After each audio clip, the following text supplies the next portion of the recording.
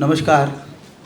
प्रभात प्रकाशन द्वारा आयोजित इस लोकार्पण समारोह में आप सबका हार्दिक स्वागत है। वनवासी कल्याण आश्रम और हंसराज कॉलेज के माध्यम से उनके तत्वावधान में यह लोकार्पण समारोह संपन्न हो रहा है। मैं आज के इस कार्यक्रम के केंद्र बिंदु लेखक श्री इकबाल दुर्रानी जी का स्वागत करता हूँ। हमारे अभिभावक आज के समारोह की अध्यक्षता कर रहे आदरणीय इंद्रेश कुमार जी का हृदय से स्वागत है।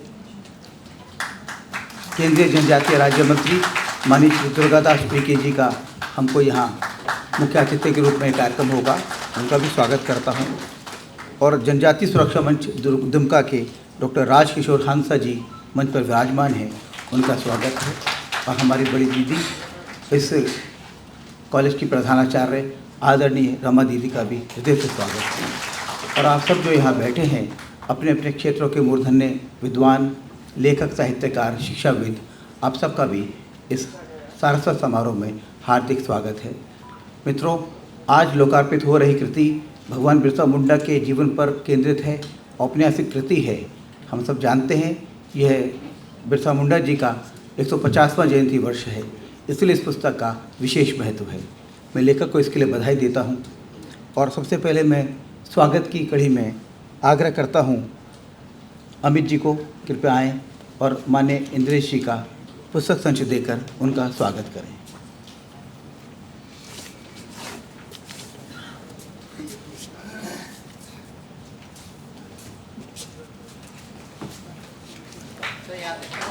पुस्तकों के प्रति रुचि बढ़े, ज्ञान का प्रकाश प्रसारित हो, इसी दृष्टि से हम पुस्तक संच से स्वागत करते हैं अपने मान्य अतिथियों का। माननीय श्री दुर्गादास उइके जी के स्वागत के लिए मैं अनुरोध कर रहा हूँ प्रोफेसर गीता सिंह जी का, जिनका इस कार्यक्रम के आयोजन में बहुत सक्रिय सहयोग हमें मिला है। आइए दीदी।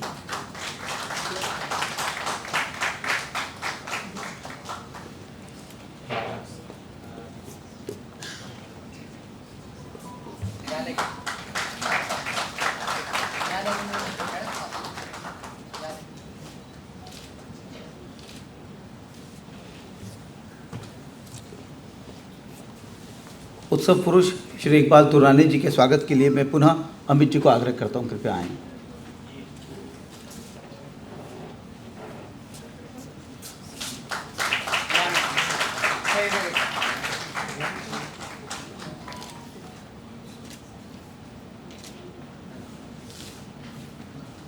और आदरणीय डॉक्टर रमा दीदी के स्वागत के लिए मैं श्री सुशील बाहेती जी को आग्रह करता हूँ, कृपया आएँ और दीदी को पुस्तक संच देकर उनका स्वागत करें।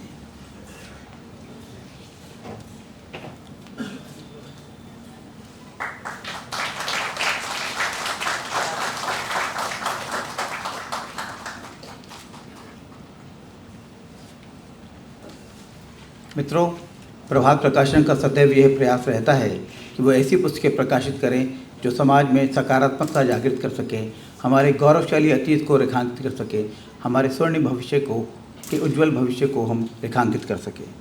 आज लोकार्पित होने वाली कृति उसी परंपरा की एक महत्वपूर्ण कड़ी है।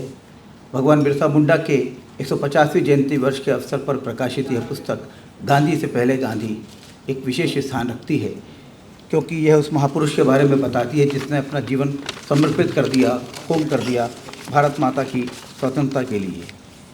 वो ऐसे व्यक्ति थे जिन्होंने अंग्रेज़ों की नाक में दम कर दिया था।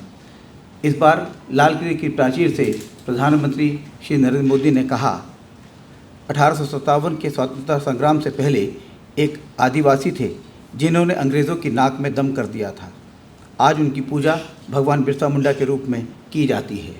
भगवान बिरसा मुंडा की 150वीं जयंती आ रही है। ये हम सब के लिए प्रेरणा का कारण बने।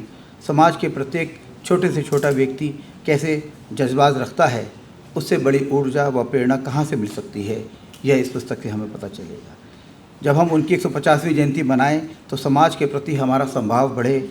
हम समाज के सभी गरीबों, दलितों, जनजातीय समाज को अपने साथ लेकर चलें। आज लोकार्पित होने वाली पुस्तक के लेखक श्री इकबाल दुर्रानी एक वरिष्ठ लेखक, फिल्म निर्माता, निर्देशक, अभिनेता हैं। उन्होंने करियर में अनेक लोगों को आगे बढ़ाया है जो आज स्थापित हैं इस कला जगत में। उन्हें एक पुरस्कार और सम्मान मिले हैं। वे संपूर्ण जगत में सामवेद का हिंदी और उर्दू में सचित्र अनुवाद करने वाले पहले व्यक्ति हैं, जिसका विमोचन राष्ट्रीय स्वयंसेवक संघ के करकम चालक माननीय डॉक्टर मोहन भागवत जी के करकमलों से लाल किले की प्राचीर से संपन्न हुआ था। मैं बहुत सम्मान के साथ इकबाल दुरानी जी को आग्रह करता हूँ, कृपया आएँ अपना लेखीय वक्तव्य दें। आइए इकबाल जी।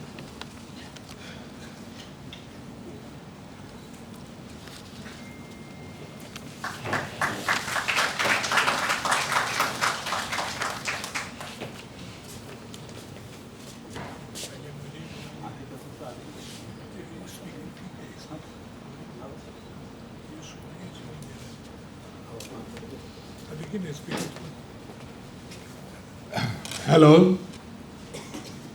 ठीक है, आवाज़ आपको सुनाई दे रही है अच्छे से?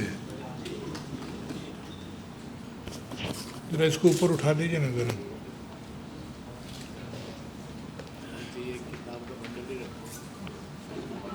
ऊपर उठे, यहाँ पे देखिए।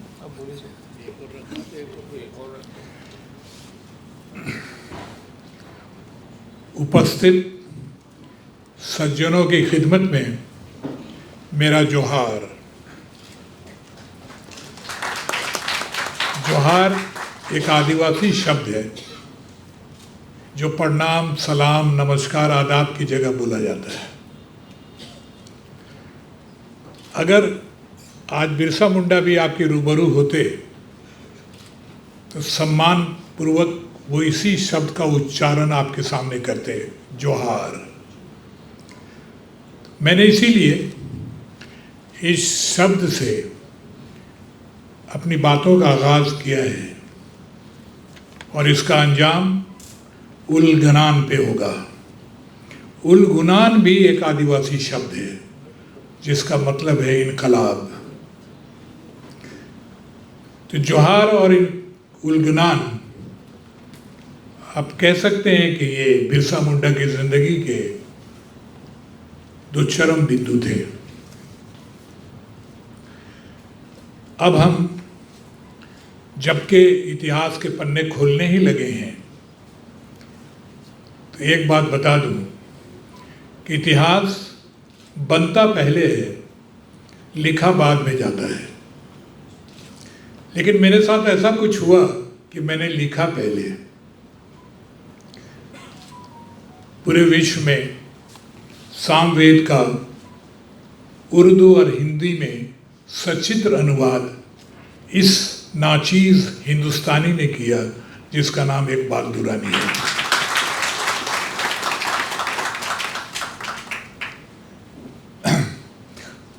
World book record, India, Asian book record में भी यह दर्ज हो चुका है। उस पुस्तक का विमोचन ऐतिहासिक पुरुष परम आदरणीय श्री मोहन जी भागवत ने लाल किला के परिसर में या प्राखीर में 17 मार्च 223 को किया। वो मुमकिन ही नहीं था, हरगिज मुमकिन नहीं था अगर उसमें साथ डॉक्टर इंद्रेश कुमार जी का नहीं होता। और आज भी विमोचन है मेरी किताब का जिसका नाम है गांधी से पहले गांधी। ये भी मुमकिन नहीं था, बेशक मुमकिन नहीं था अगर इसमें हाथ डॉक्टर इंद्रेश कुमार जी का नहीं होता। तालियां कम नहीं है क्या? हाँ, क्योंकि बेपनाह उनकी अहमियत है मेरी ज़िंदगी में और मेरी मोहब्बत में, इसलिए बेपनाह तालियों का शोर की उम्मीद रखता हूँ। अब मैं आता हूँ अपने मुख्य अतिथि पे जो मौजूद हैं अभी। अरे, अपने मुख्य अतिथि का मैं शुक्रगुजार हूँ, हम सब आभारी हैं कि उन्होंने अपना मूल्यवान समय इस कार्यक्रम के लिए निकाला और हम सब की तरफ से उनका तालियों के शोर में हार्दिक अभिनंदन।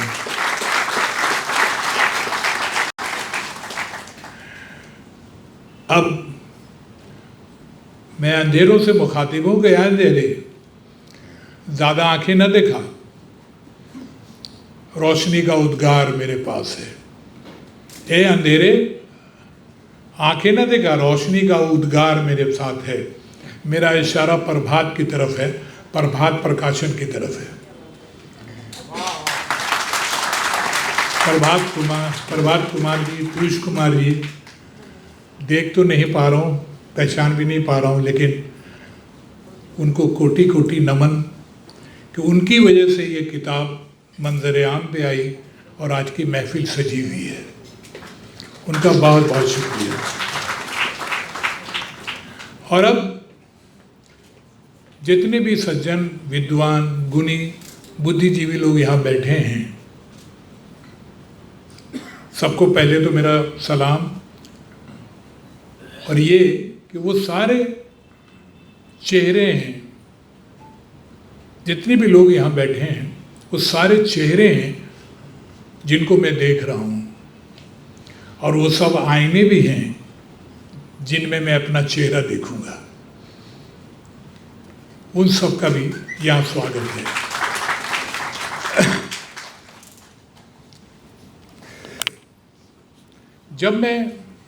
अब हम बिरसा मुंडा पे आते हैं। जब मैं 8 साल का था तो स्कूल की किताब में मैंने पहली बार बिरसा मुंडा को पढ़ा। ये उनकी और मेरी पहली मुलाकात थी, जबकि वो शब्दों के नीचे दबे दबे से थे और मैं जहन से खुला खुला नहीं था, तो बात वहीं तक रह गई। और जब मैं कॉलेज में आया तो मैंने उनके बारे में पढ़ना शुरू किया, तो पाया कि हिंदी में बहुत कम किताबें उनके बारे में हैं। याद रखें, उस वक्त झारखंड अलग नहीं हुआ था, तो बहुत कम किताबें हिंदी में थी और जितनी किताबें थी सब अंग्रेजी में थी। मज़े की बात यह है कि वो सारी अंग्रेजी की किताबें बिरसा के दुश्मनों ने लिखी थी। दुश्मनों ने दुश्मनी में उन्हें अमर कर दिया, इतनी किताबें लिखी। उनका सबसे बड़ा दुश्मन था फादर हॉफमैन। फादर हॉफमैन इतना बड़ा दुश्मन था कि जब उलगनान हुआ तो पहला तीर उनकी तरफ ही चलाया गया, इतना बड़ा दुश्मन था वो। आज बिरसा मुंडा की सिर्फ 3 तस्वीरें हैं जो अवेलेबल हैं, और ये तीन तस्वीरें जो अवेलेबल हैं जो फादर हॉफमैन की वजह से हैं। इसलिए कि आदिवासियों के वक्त पास उस वक्त कैमरा तो था नहीं, फादर हॉफमैन के पास कलम भी था और कैमरा भी था। अब देखिए कितनी मज़े की बात है कि जिन लोगों ने बिरसा मुंडा को मारना चाहा, जिन लोगों ने उसके विचारों, उसके आदर्श को मिटाना चाहा, उन्होंने ही उसको जिंदा रखा है। अगर वो ना होते तो आज बिरसा मुंडा की हम कहानियां नहीं पढ़ रहे होते। ये बिरसा मुंडा की ग्रेटनेस है कि उन्होंने अपनी दुश्मनों को भी अपनी तारीफ करने के लिए मजबूर कर दिया।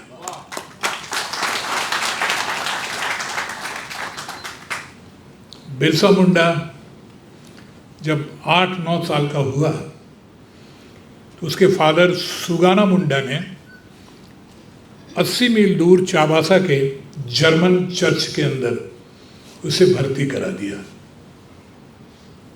क्यों? शिक्षा के लिए? नहीं। फिर क्यों भर्ती कराया? उसे इस बात का कोई सवाल नहीं था उनके पास कि बिरसा मुंडा का चर्च में, स्कूल में पढ़ेगा तो उसका मूल धर्म जाएगा, नया धर्म मानेगा या धर्म बदल जाएगा। इस तरह का कोई सवाल उसके बाप के मुंह में, दिमाग में नहीं था। फिर क्या था? उसके बाप सुगाना मुंडा को असीम संतोष था। मैं बहुत ख़ास बात कहने जा रहा हूँ, इसलिए मैं थोड़ा रुक गया हूँ, ये सेट हो जाए, बैठ जाए। कोई वसवसा नहीं था, कोई धर्म का कोई ख्याल नहीं था, परिवर्तन का कोई डर नहीं था। वो एक असीम संतोष था उसके बाप को। वो संतोष इस बात का था कि चलो कम से कम मेरा बेटा वहाँ रहकर 2 वक्त नमक भात तो खा पाएगा। उनको संतोष इस बात का था कि वहाँ रहकर मेरा बेटा कम से कम 2 वक्त नमक भात तो खा पाएगा। नमक भात गरीबी का निम्नतम स्तर पहले भी था, आज भी है, लेकिन गरीबी का इससे भी एक नीचे का स्तर है, जबकि नमक भात में भात नहीं हो, सिर्फ नमक रहे। लेकिन गरीबी का उससे भी नीचे एक स्तर है कि नमक भात में भात नहीं हो, सिर्फ नमक रहे। और इसके नीचे भी गरीबी का एक स्तर है, जब भात भी नहीं रहे, नमक भी नहीं रहे। आइए उस पीड़ा को छूने की कोशिश करते हैं। जंगल में जानवर घास फूस कंदमूल खाते हैं, लेकिन उसे नमक की जरूरत नहीं पड़ती। लेकिन इंसान को नमक चाहिए। दाना ना मिले, अनाज ना मिले, कोई परवाह नहीं, कंदमूल खा लेंगे, कुछ भी खा लेंगे जंगल की चीजें, लेकिन नमक तो चाहिए। मिठास अगर घोलनी हो अपने खाने की चीज़ों में, तो जंगल के पास बहुत सारे बंदोबस्त हैं, बहुत सारे फल हैं, फूल हैं, जिसको निचोड़ के आप अपने खाने की चीज़ को मीठा कर सकते हैं। लेकिन क्या निचोड़ेंगे जो खाने की चीज़ को आप नमकीन बना दें? कुछ नहीं था। उस मर्म को छूने की कोशिश करें आप लोग। कोई ऐसी चीज़ नहीं थी जिसको निचोड़ें और चीज़ें नमकीन हो जाए और वो खा सकें। अगर था भी प्रकृति के पास तो दूर था। समुंदर के पानी में नमक है, लेकिन उन आदिवासियों से दूर था। नमक के पहाड़ भी हैं, लेकिन वो भी आदिवासियों से दूर थे। सब दूर दूर थे तो ये कहाँ जाते? 10-15 मील जंगल जंगल रास्ता तय करके ये हाट पहुंचते। अब सखुआ के पत्ते के दोने में ये नमक खरीदने जाते, मुट्ठी भर नमक खरीद के लाते। ये नमक के लिए उनका संघर्ष था। और जब रात में वापस लौटते तो फिर जंगल जंगल आना पड़ता, तो कई बार ये आदमखोर जानवरों का शिकार हो जाते हैं। ऐसे में वो नमक जो उनके हाथों में रहता, सखुए के दोने में, अपनी जान से ज़्यादा उसको बचाने की कोशिश करते, और अंततः जान भी जाती और नमक भी बिखर जाता। इतनी भयावह गरीबी थी, इतनी भयावह। एक राज की बात बता दूं, उन सबके पास नमक था। एक राज की बात बता दूं, उन सबके पास नमक था। आप पूछेंगे तो फिर इस्तेमाल क्यों नहीं करते थे? इस्तेमाल के लायक नहीं था। तो कहाँ था? पूछेंगे कहाँ था? फिर बोले को उन सब की आंखें थी ना आंखें? हाँ बोलिए ना। सबके पास आंखें थी, और उन आंखों में आंसू भी था, उन आंसुओं में नमक भी था, लेकिन इतना नहीं था कि बूंद बूंद टपका कर अपने खाने को नमकीन बना सके।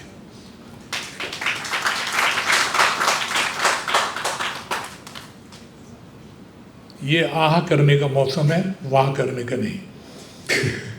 लेकिन फिर भी आपने दाद दी, खुशी हुई मुझे। इसके बाद ये नमक भी बिरसा को रोक नहीं पाया।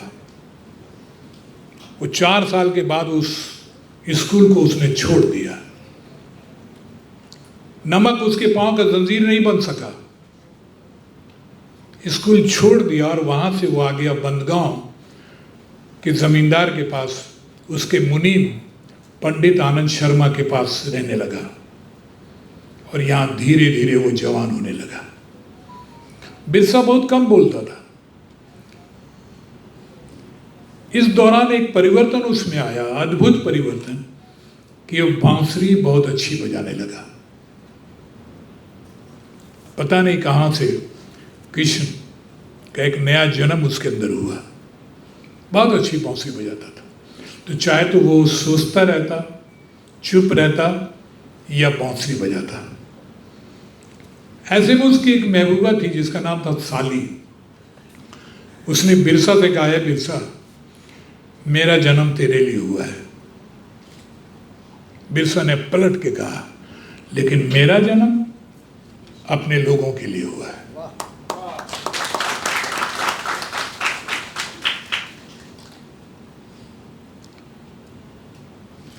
बिरसा यही सोचता रहता कि मैं अपने लोगों का उत्थान कैसे करूं, उनका कल्याण कैसे हो। आदिवासी कौम के 3 तरफ उसके दुश्मन थे। एक तरफ चर्च का बिछा हुआ जाल, उसमें स्कूल के पिंजड़े, जहां धर्म का शोषण चालू था। दूसरी तरफ जमींदार जो थोड़े से पैसे दे के उनको बंधुआ मजदूर बना लेते या उनकी जमीन नोच लेते, उन्हें गुलाम बना लेते। यहाँ पे आर्थिक शोषण जारी था।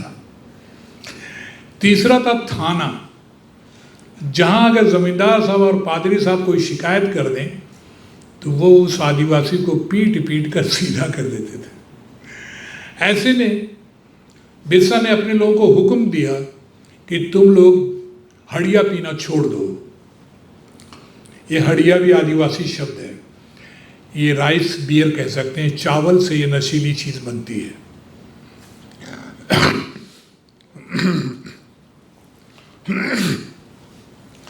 तो बिरसा ने कहा, तुम लोग ये दारू हड़िया पीना छोड़ दो और दंगा फसाद बंद करो। अब ये नॉन कॉपरेशन मूवमेंट चालू कर दिया। गांधी जी के नॉन कॉपरेशन मूवमेंट से 30 साल पहले जंगल के एक आदिवासी ने, तालियां बजाएं इस पे आप,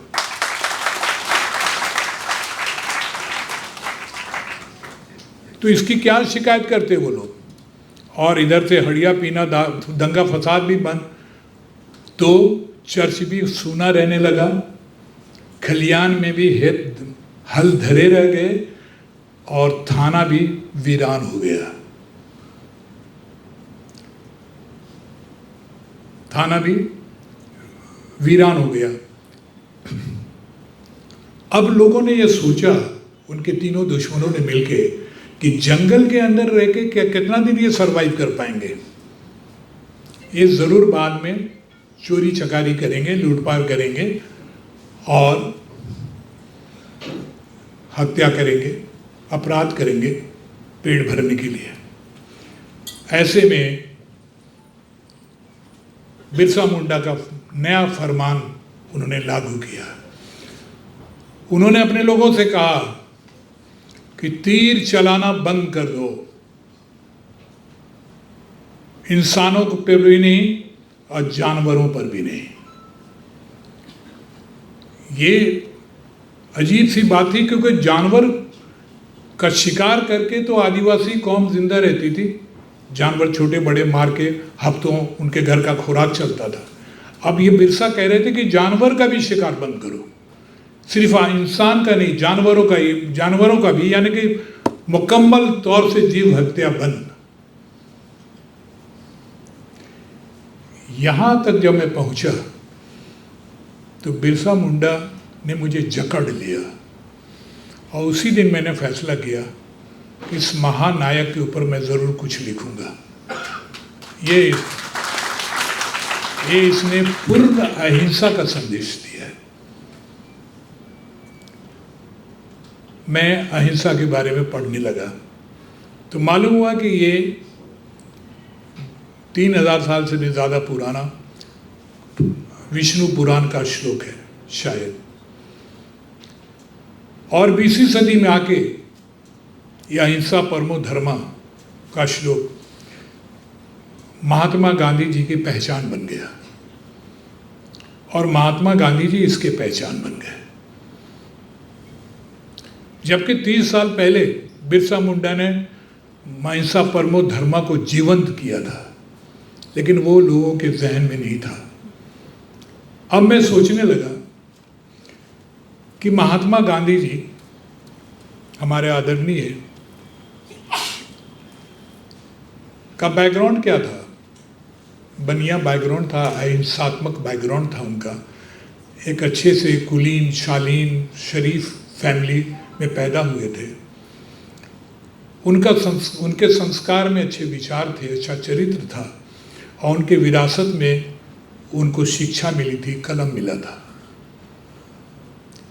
ऐसे किसी आदमी और कलम मिला था और इसके बाद वो इंग्लैंड भी पढ़ने गए, जहाँ पे और भी वो प्रगतिशील हो गए और अच्छी सोसाइटी की संगत मिली उनको। ऐसे इंसान की जुबान से अहिंसा का शब्द निकलना बहुत हैरानी की बात नहीं है, ये स्वाभाविक भी है। दूसरी तरफ आइए बिरसा मुंडा, जिसका बैकग्राउंड ही एक्शन ओरिएंटेड था। आदिवासी में जब कोई बच्चा वहां पैदा होता है तो रस्म था वहां पे इनके गांव में कि बच्चे की नाभि तीर से काटी जाती थी। बच्चे की नाभि तीर से काटी जाती थी, तो बिरसा की नाभि भी तीर से काटी गई और वो बच्चे के हाथ में पकड़ा दी गई तीर। उसकी धार के ऊपर बिरसा का ही खून लगा हुआ था, जो नाभि कटने से पैदा हुई थी।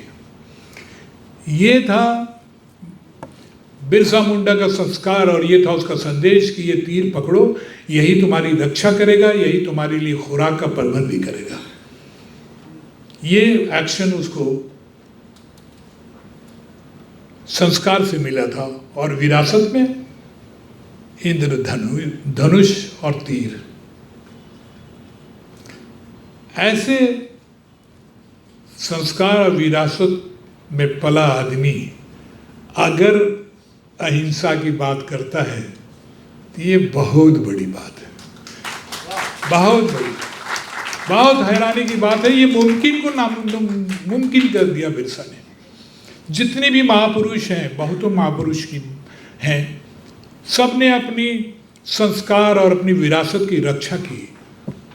उनमें से बिरसा मुंडा एक है जिसने अपने संस्कार और विरासत से बगावत की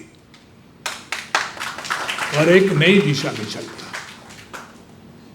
ऐसे महानायक ढूंढने से आपको बहुत कम मिलेंगे। बिरसा मुंडा ने बनगांव के मुनीम आनंद पांडे को कहा, अब मैं यहाँ नहीं रहूँगा, अब मैं जंगल जाऊँगा।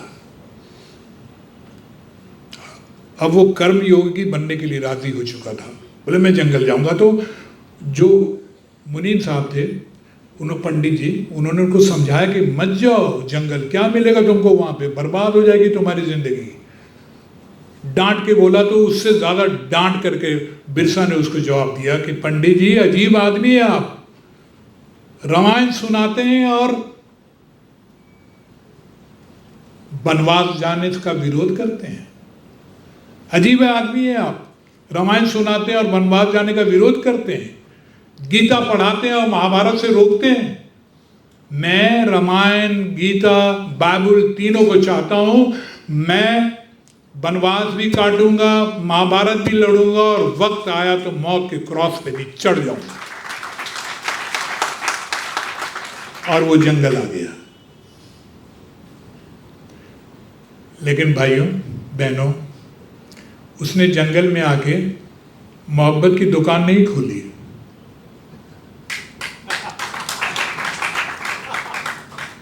मोहब्बत की दुकान नहीं खोली। दुकान एक तिजारती स्थल होता है, बिजनेस की जगह होती है। उसने उसको मोहब्बत के साथ नहीं जोड़ा। मोहब्बत तो बिरसा मुंडा के लिए उसकी ज़िंदगी का संविधान था, जिसको कदम कदम सांस सांस वो जीना चाह रहा था। उसने अपने लोगों में अपनी बातों का प्रचार शुरू किया। उसके कई प्रचारक थे जो उसकी बातों को गीत के रूप में ढाल कर लोगों को सुनाया करते थे।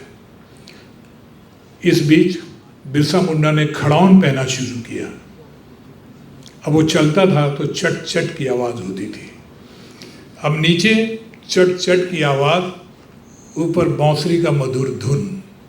एक नई शख्सियत ने जन्म लिया और उस शख्सियत को लोगों ने बिरसा मुंडा की जगह धरती आबा कहना शुरू किया। धरती आबा, उसे भगवान का दर्जा दे दिया। है क्या?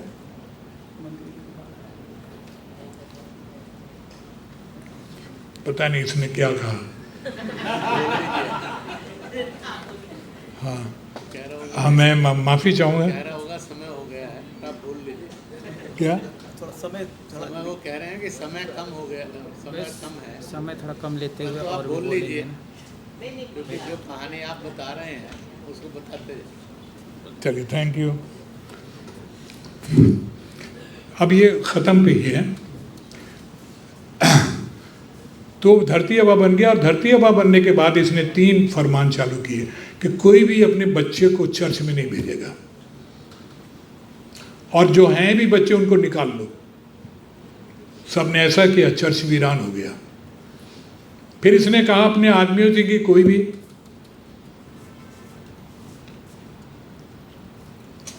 मजदूरों का काम करने नहीं जाएगा।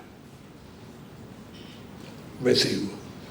तो ये बिरसा मुंडा कि जब ये मैं लिख रहा था, जब मैं लिख रहा था उसी वक्त एक फिल्म आई लगान।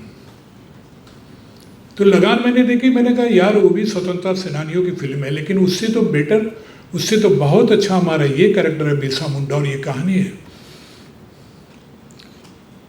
तो मैं आज ये प्रार्थना करने आया हूँ कि बिरसा के दुश्मनों ने ऐसा काम किया कि बिरसा जिंदा रह गया।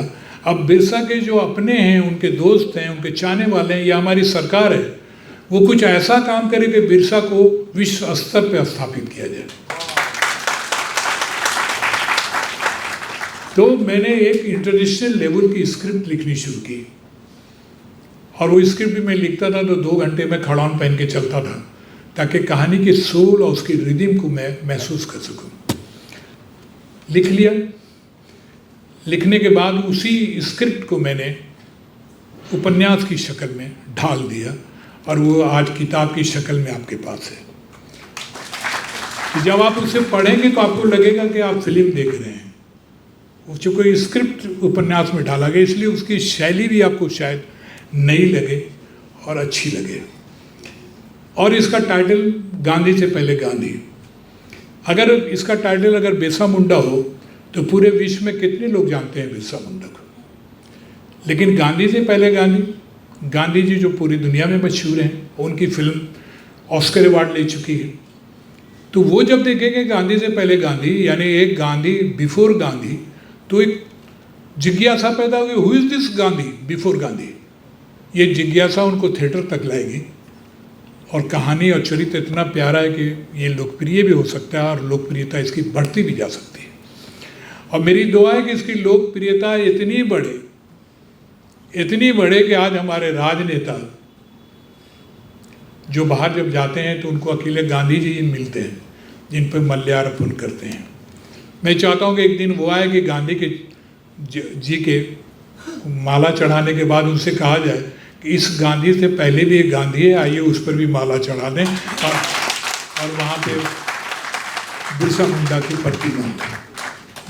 मेरी जिंदगी की शाम हो चुकी है, रात आने वाली है। मैं चाहता हूँ कि रात आने से पहले ये ख्वाब आप लोग को दे सकूँ, और आज मैंने अपने ख्वाब आप लोग को दे दिए।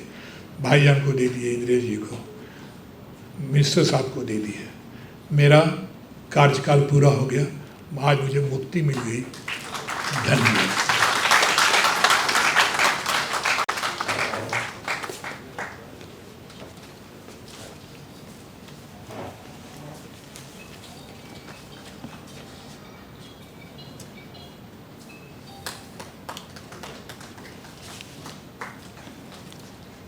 धन्यवाद इकबाल दुरानी जी, आपने पूरा एक दृश्य उपस्थित कर दिया कि बिरसा मुंडा ने क्या संघर्ष झेला, क्या त्याग किया और किस प्रकार से उन्होंने अपने समाज को समुन्नत करने के लिए अपने आप को समर्पित कर दिया।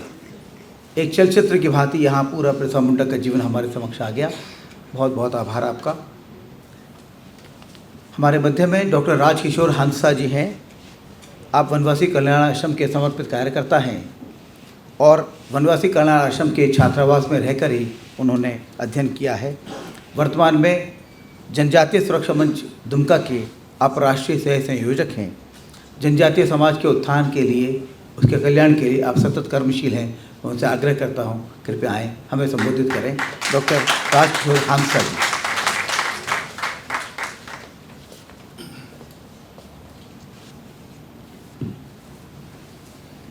धन्यवाद। आप सबको सबसे पहले जोहार। इस कार्यक्रम के मुख्य अतिथि माननीय दुर्गादास उइके जी, जनजाति मंत्रालय विभाग के राज्य मंत्री, माननीय इस कार्यक्रम का जो अध्यक्षता कर रहे हैं माननीय इंद्रेश कुमार जी, और इस गांधी से पहले गांधी इस पुस्तक के लिखने वाले माननीय इकबाल दुरानी जी, और इस कॉलेज के प्रिंसिपल प्रोफेसर रमा जी, और आप सब इस सभागार में उपस्थित सभी विद्वतजन भाई बहन सबको पुनः जोहार करता हूँ। इकबाल साहब ने पुस्तक के बारे में जो लिखे हैं उन्होंने वर्णन किया, बताए। मैं भी थोड़ा प्रयास करता हूँ भगवान बिरसा मुंडा के बारे में कुछ संक्षेप में आपको प्रकाश डालूं आपके सामने। बिरसा मुंडा 15 नवंबर 1875 ईस्वी को इनका जन्म हुआ। उस समय रांची जिला, वर्तमान में खूंटी जिला, उल्ली हातू गांव में। उल्ली हातू मुंडारी भाषा में उल्ली को आम बोलते हैं, और हातू माने गांव, माने आम गांव, आम जहाँ रहता है उस गांव में उनका जन्म हुआ। उल्ली हातू उस गांव में। उनके पिता का नाम सुगना मुंडा और माता का नाम कर्मी, ऐसा कर्मी मुंडा ऐसा नाम था। और बहुत ही गरीबी, बचपन से ही उन्होंने गरीबी को देखा, और पहले कभी मौसी के घर में, कभी मामा के घर में, कभी जोजो हातू में मौसी जी रहती थी, और आयुब हातू में वो मामा घर था।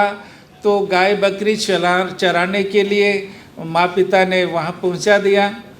तो जब मामा घर में आयुब हातू में रहता था, उसमें जयपाल नाग नाम का एक शिक्षक रहता था। अक्षर ज्ञान उनसे सीखा है, और बाद में मौसी के यहाँ भी थोड़ा दिन रहा। और फिर गरीबी के कारण वहाँ पर ये ईसाई मिशनरियों का भी काफ़ी प्रकोप था, और उनके माता पिता भी और धर्मांतरित हो गए। और ये सुगना मुंडा जो उनका 32वां जब हुआ तो वो मतीदास हो गए, और बिरसा का भी धर्मांतरण हुआ तो ये दाऊद हो गए बिरसा से। और इस प्रकार से फिर बुर्जू मिशन में प्राथमिक पढ़ाई उनका होता है, और फिर आगे का पढ़ाई के लिए लूथरन मिशन चाईबासा में उनके पिताजी वहाँ पर पहुँचाते हैं। और फिर जो है वहाँ पर कुछ दिन रहने के बाद, और वहाँ पर उनका एक दिन अचानक से, और वो चोटी जो है ना उसको काट दिया जाता है। जब चोटी काटता है तो फादर को बोलता है, फादर मेरा चोटी फलाना ने काट दिया। तो बोलता है, अरे वीरशा तुम्हारा चोटी क्या काम करता है, तुम्हारा चोटी कट गया तो क्या हो गया, तुम क्यों उसके लिए इतना ये कर रहे हो। तो वो बहुत गुस्सा आया, लेकिन फिर भी गुस्सा को पी करके रह गया। एक दिन खाने में, भोजन में जो वो पसंद नहीं था वैसा चीज़ उनको खिला दिया गया, मैंने खाया नहीं, वो उस भोजन को फेंक दिया। तो बोला कि हमारे घर में तो ऐसा भोजन होता नहीं है, तो इसीलिए उन्होंने फेंक दिया। ये शिकायत हो गया पादरी के पास, और वीरशा को, दाऊद को बुलाया और बड़ी ज़ोर से डांट फटकार लगाया, और वीरशा वहाँ पर झगड़ा करने लगा पादरी से, और कहा कि ये पादरी साहब और अंग्रेज साहब का टोपी एक है। कहा कि साहब टोपी एक। अब वीरशा 1 मिनट भी यहाँ नहीं रहेगा, और वीरशा चाईबासा लूथरन मिशन से और वहाँ से चला आता है। इकबाल साहब ने कहा बंदगांव का नाम, वहाँ पर बंदगांव में आनंद पांडे नाम का एक वैष्णव गुरु उनको मिला, और उनसे कई प्रकार का तंत्र मंत्र, जड़ी बूटी और ये सब भी सीखा, महाभारत रामायण का भी बात सीखा। और फिर वीरशा धीरे धीरे बड़ा हुआ, और वो एक प्रकार से उनको ही बाद में गुरु माने, और वो एक ठान लिया कि ये जो अंग्रेज हैं इनको यहाँ से देश से भगाना है। और इस प्रकार से पूरे गांव-गांव में वो जाना शुरू किए, और एक स्थान था चलकद गांव में, और सबको वो बुलाने लगे और फिर उपदेश भी देने लगे बाद में। और वो वहाँ काफ़ी संख्या में लोग आना शुरू किया। ये जब देखा तो सीआईडी लोग भी लग गया, अरे ये वीरशा तो सभी को जगा रहा है, कुछ सरकार के विरोध, प्रशासन के विरोध में, अंग्रेज के विरोध में ये लोगों को भड़का रहा है। तो इस प्रकार से भी और उनके विरोध में ये लोग सीआईडी सब भी लग गया। और इसके बाद एक दिन ऐसा हुआ कि ये 25 अगस्त ये 1895 का वो समय था, उनको पकड़ लिया जाता है और हजारीबाग जेल में डाल दिया जाता है। 2 साल तक जेल में रहा। पुनः 30 नवंबर 1897 को जेल से छूटता है, समझा बुझा करके। बोला कि तुम फिर इस प्रकार से लोगों को भड़काओगे नहीं, इसी शर्त पर उनको छोड़ा गया। बाद में पूरा लोगों को और पूरा दोबारा पूरा शक्ति जोर लगा करके और क्षेत्र में लोगों को जगाने लगे। और इतना वो मुंडा समाज के बीच में वो प्रचलित हो गए, प्रसिद्ध हो गए, जहाँ जब वो मीटिंग करते थे और सैकड़ों हजारों लोग वो इकट्ठा होते थे जंगल के अंदर में। और फिर कोई बीमार होता था बच्चा तो थोड़ा झाड़ फूक भी करते थे, मंत्र तंत्र भी, और थोड़ा जड़ी बूटी का भी दवाई भी देते थे। और धीरे धीरे प्रसिद्ध हो गया कि ये हमारा भगवान है, तो वीरशा भगवान के नाम से मुंडा समाज में वो प्रसिद्ध हो गया। तो इस प्रकार से वीरशा भगवान बन गए। और इस प्रकार से वो ईसाई मिशनरीज पादरी के तो खिलाफ थे ही, अंग्रेज के भी खिलाफ थे, कि दोनों का मकसद एक था, ये पादरी लोग हमारा धर्म संस्कृति को समाप्त कर हमसे छीन रहे हैं, और ये अंग्रेज जो है हमारा देश में, हमारा देश को गुलाम करके रखा है। तो दोनों का मकसद एक ही है।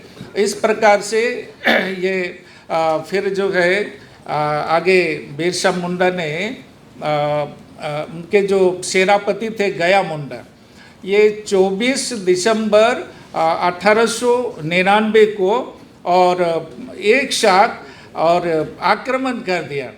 तीर में तो ये पूरा वो जो ये बांध करके कपड़ा और उसमें थोड़ा तेल डाल करके और फिर तीर से आक्रमण किया चर्च पर, बुरजू मिशन के ऊपर, बंदगांव मिशन में और रांची का लूथरन मिशन में भी ये उस 24 दिसंबर को आक्रमण किया गया। गया मुंडा उनके सेनापति था।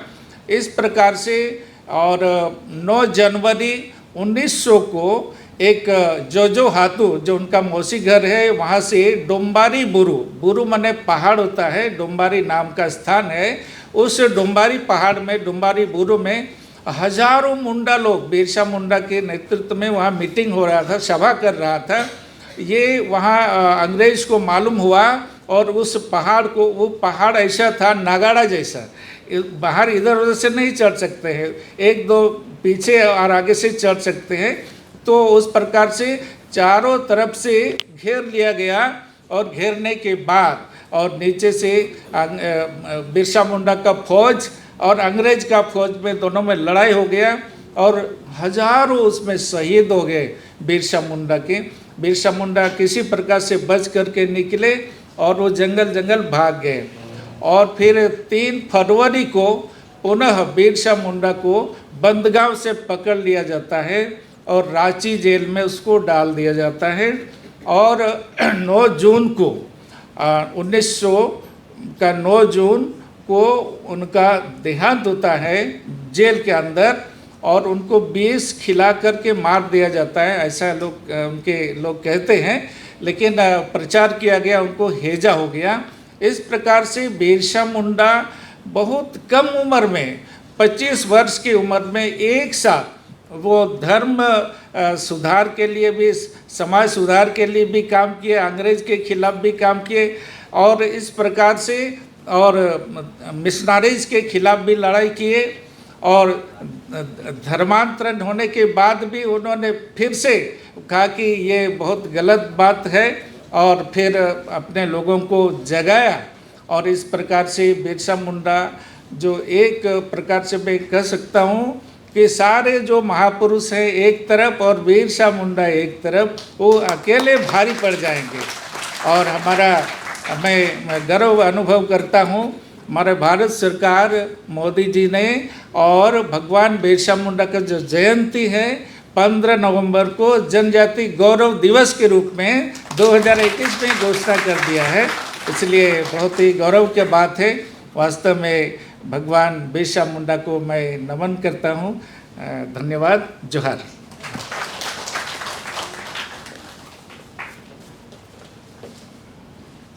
धन्यवाद डॉक्टर हंसा जी।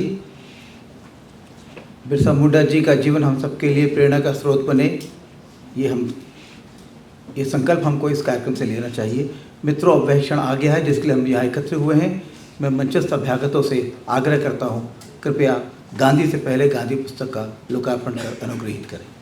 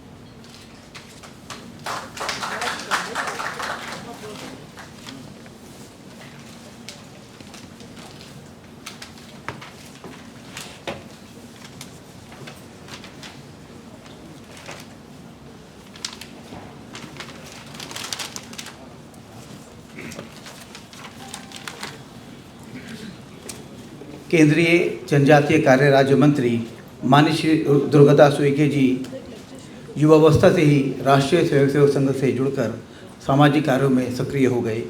वे धर्म जागरण मंच, वनवासी कल्याण आश्रम, मध्य प्रदेश शिक्षक संघ, सामाजिक समरसता मंच के माध्यम से सामाजिक, धार्मिक एवं सांस्कृतिक गतिविधियों में सक्रिय रहे हैं। उनके लेख नियमित रूप से प्रकाशित होते हैं। हाल ही में उनकी 2 पुस्तकें भी प्रकाशित हुई हैं। मैं बहुत सम्मान के साथ उनको उद्बोधन के लिए आमंत्रित करता हूँ। आदरणीय भाई, आइए।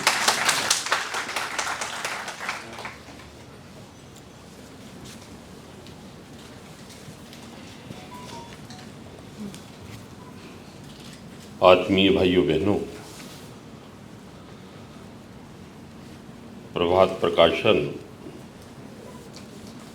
के तत्वावधान में हंसराज कॉलेज दिल्ली विश्वविद्यालय का ये पावन सभागार और हम सबका सौभाग्य है कि हमारे बीच में राष्ट्रीय चिंतक, विचारक, साधक सिद्ध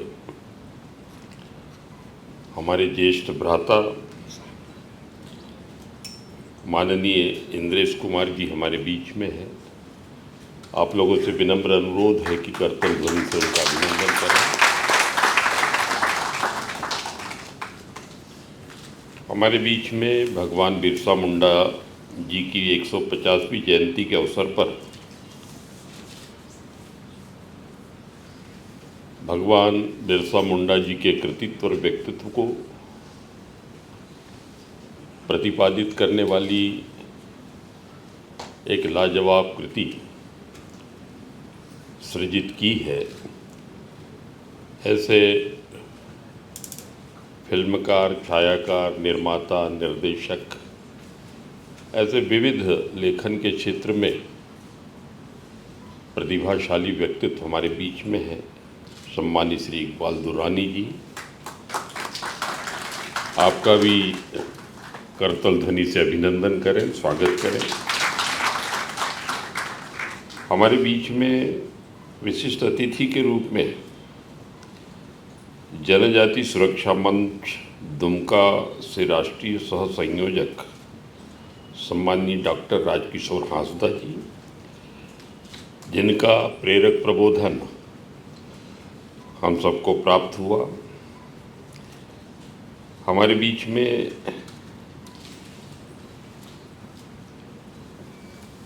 प्रभात प्रकाशन से हमारे सम्माननीय भाई और प्रधानाचार्य सौभाग्यवती श्रीमती प्रोफेसर रमा जी सहित सभी आत्मीय मित्रों, शक्ति स्वरूपा, देवी स्वरूपा बहनों, मित्रों, लेखन अपने आप में विद्या ज्ञान प्रदात्री माँ सरस्वती जी की बड़ी विशिष्ट कृपा है। ऐसी संवेदनाएं मित्रों, जैसा कि शब्द साधकों ने कहा कि इस त्रिगुणात्मक सृष्टि में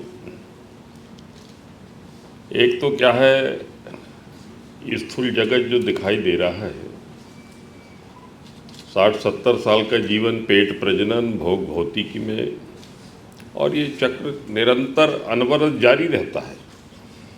उस चेतना का विकास नहीं हो पाता, परिमार्जित, विकसित नहीं हो पाती। दूसरा क्रम विचारों का, दूसरा शरीर, चेतना, सूक्ष्म, जिसमें विचारों की दुनिया जो पेट प्रजनन, भोग भौतिकी के यथार्थ से रूबरू हो जाते हैं कि जिसका जन्म हुआ उसको यहाँ से विदा होना है। तो एक पद तो मृत्यु का है, दूसरा अमरता का है। आने वाली पीढ़ियाँ इसको वंदित पूजित करें। मित्रों, विचारों के संसार में भगवान की बड़ी कृपा है उन पर,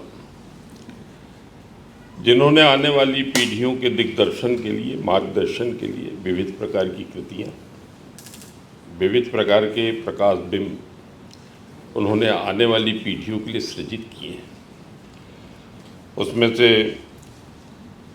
सम्मानित श्री इकबाल दुर्रानी जी हमारे बीच में हैं कि उन्होंने हमारे धरती आबा जनजाति समाज के स्वतंत्रता समर के जाबाज योद्धा के कृतित्व और व्यक्तित्व में जो सन्निहित था उसको उजागर करने का जो उन्होंने प्रयत्न किया, जो गोताखोरी की उन्होंने, और शब्द श्रृंगार करके एक फिल्म की तरह उन्होंने आने वाली पीढ़ी और हम सबके समक्ष प्रस्तुत किया है। मित्रों, इस त्रिगुणात्मक सृष्टि का तीसरा पार्ट है, वो है कारण, जिसको कहते हैं भाव, भावना। ईश्वर ने आण्विक शक्ति कहा है उसको।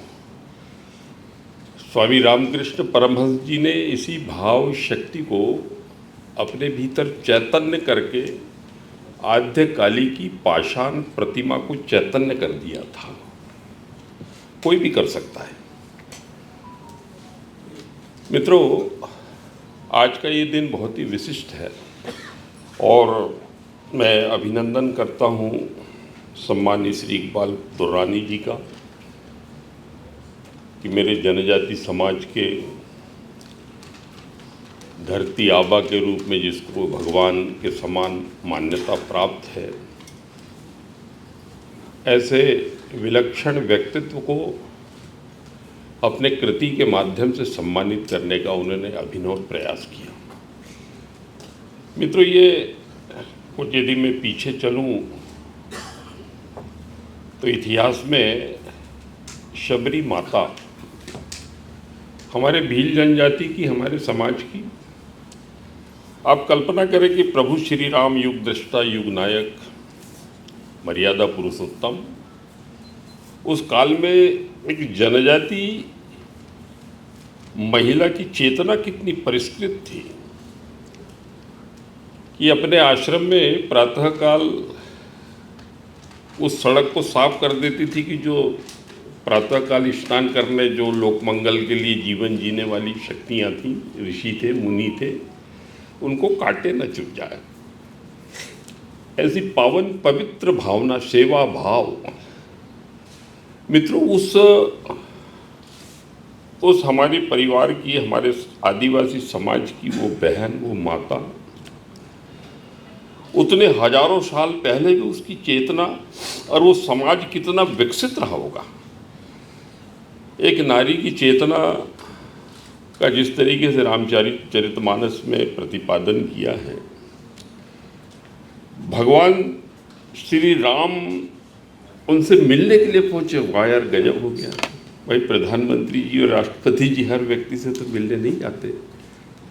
वो युग नायक जब उस माता से मिलने गए, और मित्रों देखो, झूठे बेर, यार गजब हो गया। ये तो स्वागत सत्कार तो अपनी जगह है, किंतु प्रेमवश और सामाजिक समरसता का इससे अद्वितीय उदाहरण मित्रों इतिहास में मुझे लगता है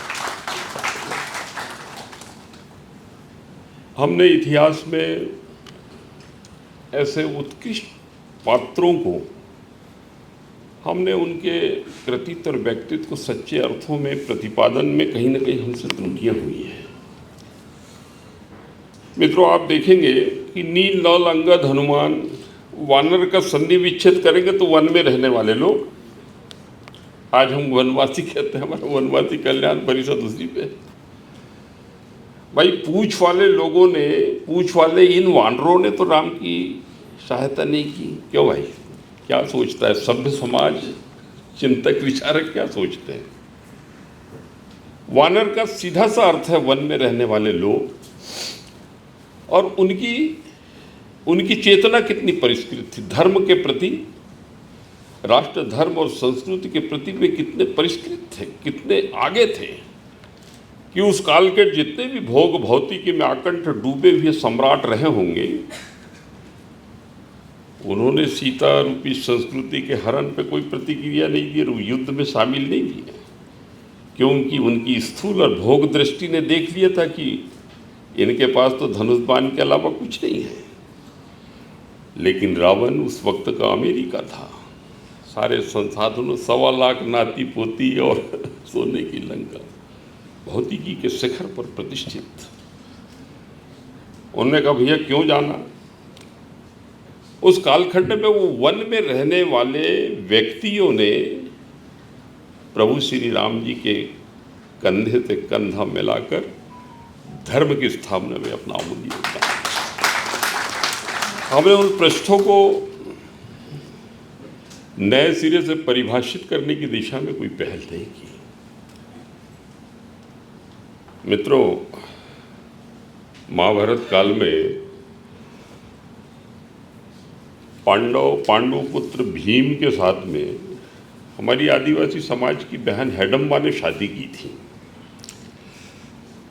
और हेडम्बा का पुत्र था घटोत्कच। कौरव भी कहते कि भाई हमारे तरफ से युद्ध लड़ें आप, लेकिन उन्होंने कहा नहीं, धर्म के पक्ष में युद्ध लड़ूंगा। घटोत्कच का शौर्य और पराक्रम सर्वविदित है। मित्रों, उसका बेटा बर्बरिक, वो एक ही दिन में महाभारत का युद्ध समाप्त करने की सामर्थ्य रखते थे। उसी को हम आज खाटू श्याम, कौन है खाटू श्याम भाई? ये जनजाति समाज का वो यूर।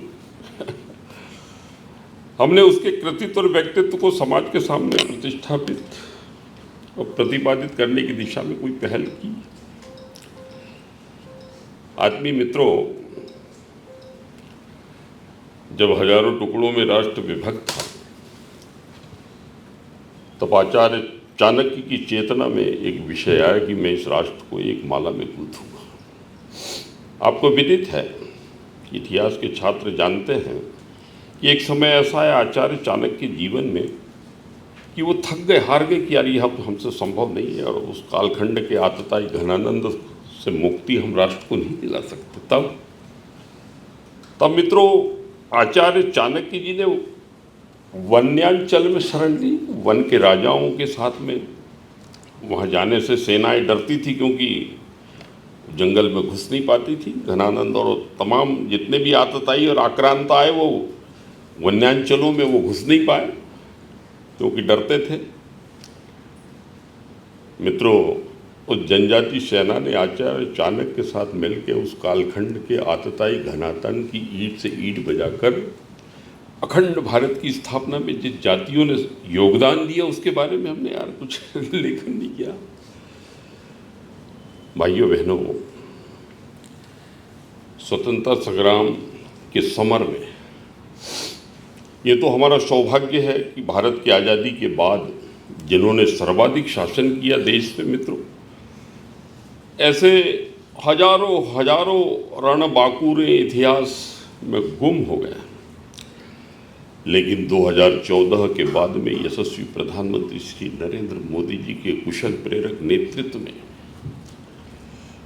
भाइयों बहनों, ये हजारों हजारों जो लोग नेपथ्य में कहीं डाल दिए गए थे, बिसरा दिए गए थे, उनको फिर से नए सिरे से आज़ादी के 75वें अमृत महोत्सव में फिर से उस दिशा में एक क्रांतिकारी कदम प्रधानमंत्री श्री नरेंद्र मोदी जी के कुशल प्रेरक नेतृत्व में आगे बढ़ रहा है।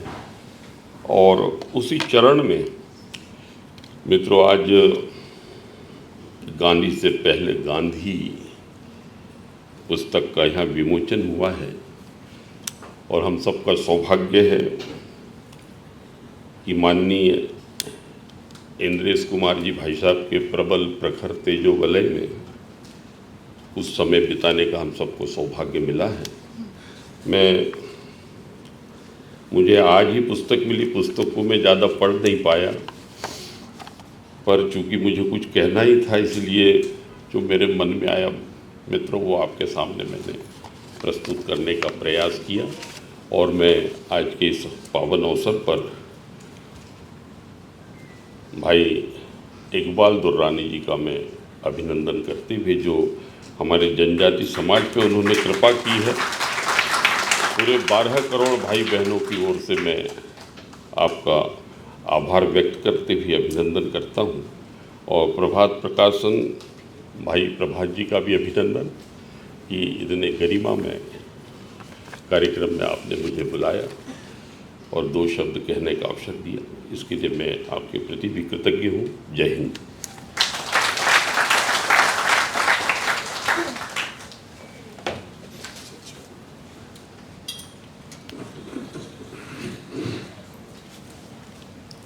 हार्दिक आभार आदरणीय भाई साहब। जिस समाज के उत्थान और कल्याण के लिए आप निरंतर कार्यरत हैं, उसी के भगवान बिरसा मुंडा पर ये कृति का आज लोकार्पण हुआ। माननीय इंद्रेश जी हम सबके सुपरिचित हैं, हमारे अभिभावक हैं, मार्गदर्शक हैं, आप प्रखर चिंतक विचारक हैं। बाल्यकाल से ही संघ के स्वयंसेवक बने और संघ में अनेक अखिल भारतीय स्तर के दायित्व रहने के बाद आप वर्तमान में संघ की अखिल भारतीय कार्यकारिणी के सदस्य हैं। सामाजिक सरोकारों के प्रति उनकी विशेष रुचि है, उनका मार्गदर्शन रहता है और सामाजिक समरसता के भाव जागृत करने के लिए हम सब उनकी भूमिका को जानते हैं। भारत की सीमाओं के प्रहरी के रूप में भी उनको हम जानते हैं। वे अनेक कार्यक्रमों के माध्यम से अरुणाचल में और अनेक स्थानों पर जाके सीमा के प्रहरियों के बीच में माँ भारती की रक्षा के लिए कृतसंकल्पित होते हैं। हमारा परम सौभाग्य है कि आज उनका पाथेय हमको प्राप्त होगा। मैं उनसे आग्रह करता हूँ कृपया हमें मार्गदर्शन करें। माननीय इंद्रेश जी।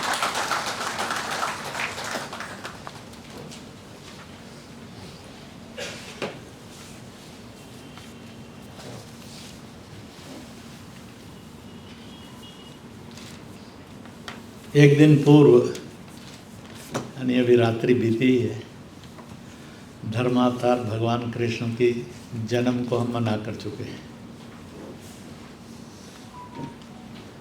गांधी से पहले गांधी इस पुस्तक के हेडिंग ने मुझे अट्रैक्ट किया था कि आखिरकार कौन। उसका ये दूसरा लोकार्पण है। जब पहला प्रकाशन हुआ था तो झारखंड में लोकार्पण हुआ था।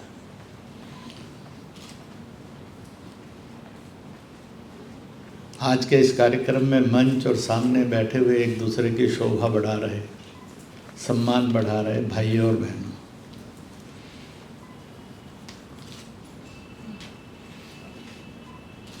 ये भी एक प्रश्न था, गांधी से पहले गांधी, इसका उत्तर लिखा हुआ आ जाए तो ज़रा सरल हो जाएगा। गांधी से पहले गांधी उत्तर ना आए तो एक संकट है, वो ढूंढना पड़ेगा। हम में से कितने बिरसा मुंडा पर पहुँचे होंगे ये तो सोचकर हम देख सकते हैं। फिर भी हम विद्वान भी माने जाते हैं और ज्ञानी भी माने जाते हैं।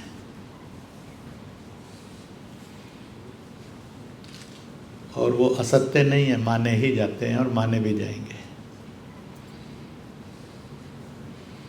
इसलिए इस पुस्तक का कैसा होगा, इकबाल दुरानी जी से मेरे संबंध कारण ये है कि पिछले 15-20 वर्षों में भारत सनातन वो संस्कृति है, वो जीवन मूल्य हैं जो दुनिया के अंदर सबको स्वीकार भी करते हैं और सबका सम्मान भी करते हैं।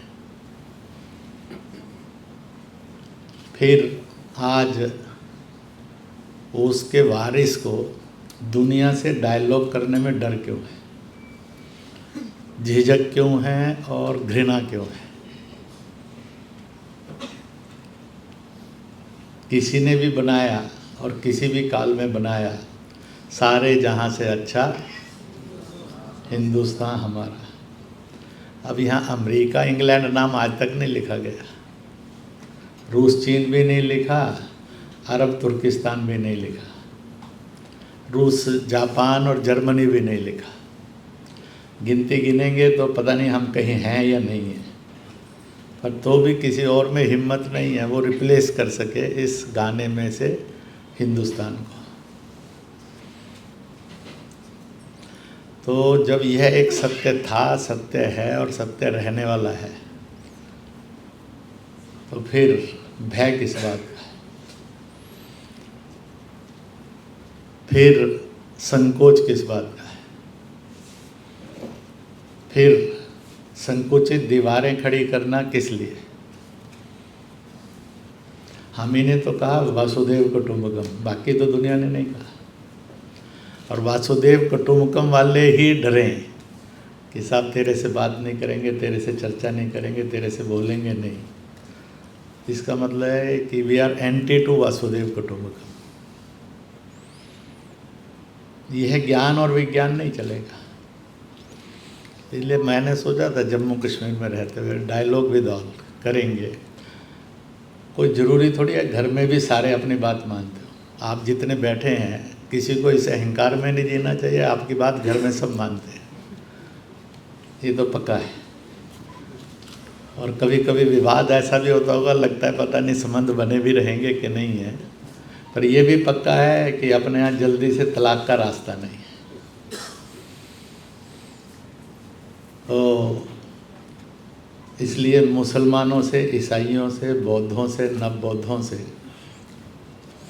पारसियों से, भारत और बाहर सिखों से, जनजातियों में, आदिवासियों में, अनुसूचित समाज में मेरा व्यापक डायलॉग आज भी है। दुर्भाग्य है इस देश का और दुनिया का, हमारे बुजुर्गों ने सबके लिए रास्ते खोले थे, हमने अपने रास्ते स्वयं बंद कर लिए और इसलिए परेशान है कि हम जेल में क्यों हैं, या हम पीड़ित क्यों हैं, हम पर जुल्म क्यों है। क्योंकि जब कोठड़ी भी अपनी हमने तय की और उसको लॉक लगा कर रखना तय किया, फिर सवाल किससे। तो इस दुविधा में से कभी ना कभी तो समाज को निकलना ही होगा।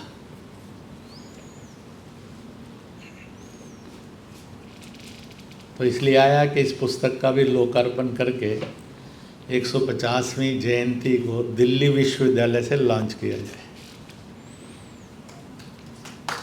और जिसको ज्ञान और विज्ञान का क्षेत्र कहा जाता है, वहाँ से अगर ये लो जलेगी तो शायद इसकी व्यापकता बहुत तेज गति से बढ़ेगी। आप सबको इस वायदे के साथ जुड़ना है कि इस सत्य को जो आज आपने आभास किया, मैं ये पूछने वालों ने पहले कौन कौन जानता और कितना जानता है। कहते हैं पर्दे में रहने दो, या पर्दा उठा तो झंझट खड़ा हो जाएगा। तो इसलिए वो तो अंदर की बात है, बनी रहे। और मन में एक भाव तो आना चाहिए कि इस सत्य को अपने घर के अंदर लेकर जाना, अपने में ले जाना, फिर घर में ले जाना, फिर समाज में ले जाना ही चाहिए।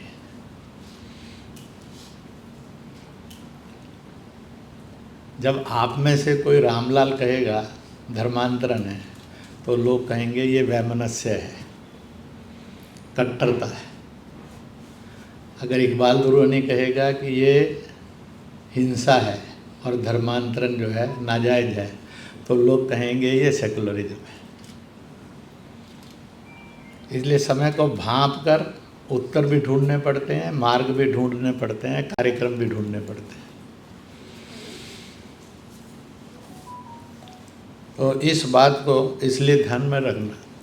जब मैं एक बार स्वतंत्रता संग्राम पर पढ़ रहा था, तो जिस लेखक को पढ़ रहा था उसने कहा कि कहा जाता है और माना भी जाता है, दो चीज़ें सामने पड़ी हैं। एक में हलवा पूरी है और रहने के लिए बड़ा सुंदर स्थान है, पद भी है, अच्छी सैलरी भी है। एक तरफ चने बने हैं, झोपड़ी है, परंतु हलवा पूरी के अंदर गुलामी है और इस झोंपड़ी में और चने में आज़ादी है। तो whom you will choose? तो तिलक ने, रानी झांसी ने, बिरसा ने, गांधी ने, डॉक्टर हेडगेवार ने, सुभाष ने, ICS ने वो रास्ता चुना था जिसमें चने थे और झोंपड़ी थी, परंतु आज़ादी। उसने खीर पूड़ी के साथ गुलामी की सुविधा को नहीं चुना था। अगर उन्होंने चुन लिया होता तो इतना तो पक्का था, मैं और आप गुलाम होते। आज जिस चेहरे पर रौनक लेकर आप बैठे हैं, ये रौनक आपकी ख़त्म हो चुकी होती। मजबूरियाँ थी जीना, खुशियाँ नहीं थी जीना, अरमान नहीं थे। जुल्म सहना अरमान बन जाते। तो उनका बलिदान, उनका संघर्ष मेरे और आपके जीवन की सुविधा भी है, भोग भी है, मुस्कुराहट भी है, इज्जत भी है, कोई स्टेटस भी है।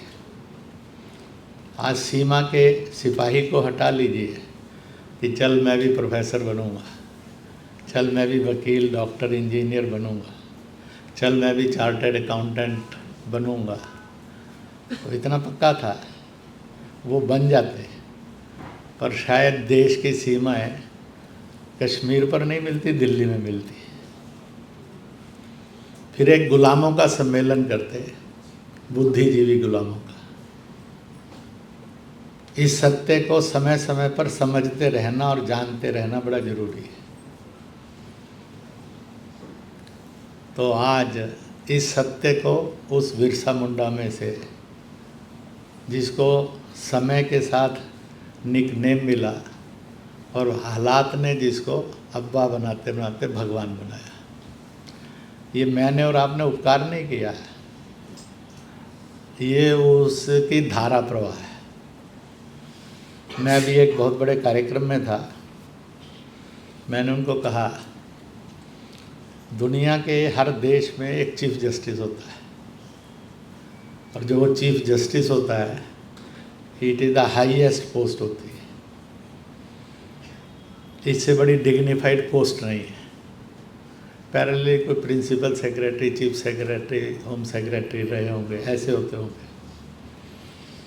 ज्ञान विज्ञान में चांसलर, वाइस चांसलर भी रहे होंगे। और दोस्तों एक ध्यान में रखना, चीफ जस्टिस का फ़ोटो घर में कोई नहीं लगाता है, ना आप खरीदते हैं, ना घर में लगाते हैं, ना उसकी पूजा करते हैं। भाई तो अपने अंदर के इस प्रकाश को जगाना, यानी बिरसा मुंडा को स्मरण करना है। उसको लगाया जाता और माना जाता है, चीफ जस्टिस को नहीं। आप में से कभी किसी ने महफिल में नहीं देखा होगा, आपका बच्चा है, वहाँ चीफ जस्टिस बैठा, प्रिंसिपल सेक्रेटरी बैठा, डायरेक्टर जनरल पुलिस भी बैठा, वाइस चांसलर भी बैठा, उस पर और भी इस तरह के लोग बैठे हैं। तो आपने जाकर कहा हो सर ज़रा इसके सिर पर हाथ रख दो, ज़रा अकल ठीक हो जाएगी, ये भी चीफ जस्टिस हो जाएगा। और अगर फ़कीर बैठा होगा तो आप ज़रूर जाकर कहेंगे सर आप रख दीजिए, इसकी ज़िंदगी सुधर जाएगी। शायद चीफ जस्टिस भी, वाइस चांसलर भी, चीफ सेक्रेटरी भी उस सन्यासी से ही आशीर्वाद लेना पसंद करेगा जिससे उसका जीवन सुधर जाए। We worshipped the character not the status. Status से सम्मान मिलता है, वो धन का हो सकता है, पद का हो सकता है, शिक्षा का हो सकता है, परंतु पूजा नहीं मिलती, श्रद्धा नहीं मिलती। श्रद्धा चरित्र से मिलती है। इसलिए जब उइके बोल रहे थे मंत्री जी, तो उन्होंने कहा था आप देखिए, शबरी को कोई मेहनत नहीं करनी पड़ी इस बात के लिए कि वो घर घर में मानी जाए। ना उसको टेलीविज़न चैनल चलाना पड़ा, ना पोस्टर लगाना पड़ा, ना कोई और उसके लिए मार्केटिंग करनी पड़ी। इसलिए जब इकबाल दुरानी कह रहे थे मोहब्बत की दुकान, उसको बेचारी को मोहब्बत की दुकान भी नहीं चलाने की ज़रूरत पड़ी, क्योंकि दुकानदार चलाता है, चरित्रवान नहीं चलाता है। दुकान एक बिजनेस है, मोहब्बत एक आस्था है। तो भारत में मोहब्बत को जीवन मूल्य मानकर जिया जाता था। आज की राजनीति ने उसका राजनीतिकरण करके व्यवसायीकरण कर दिया। तो इसलिए जो आता है समय उसको भुगतना तो पड़ता ही है।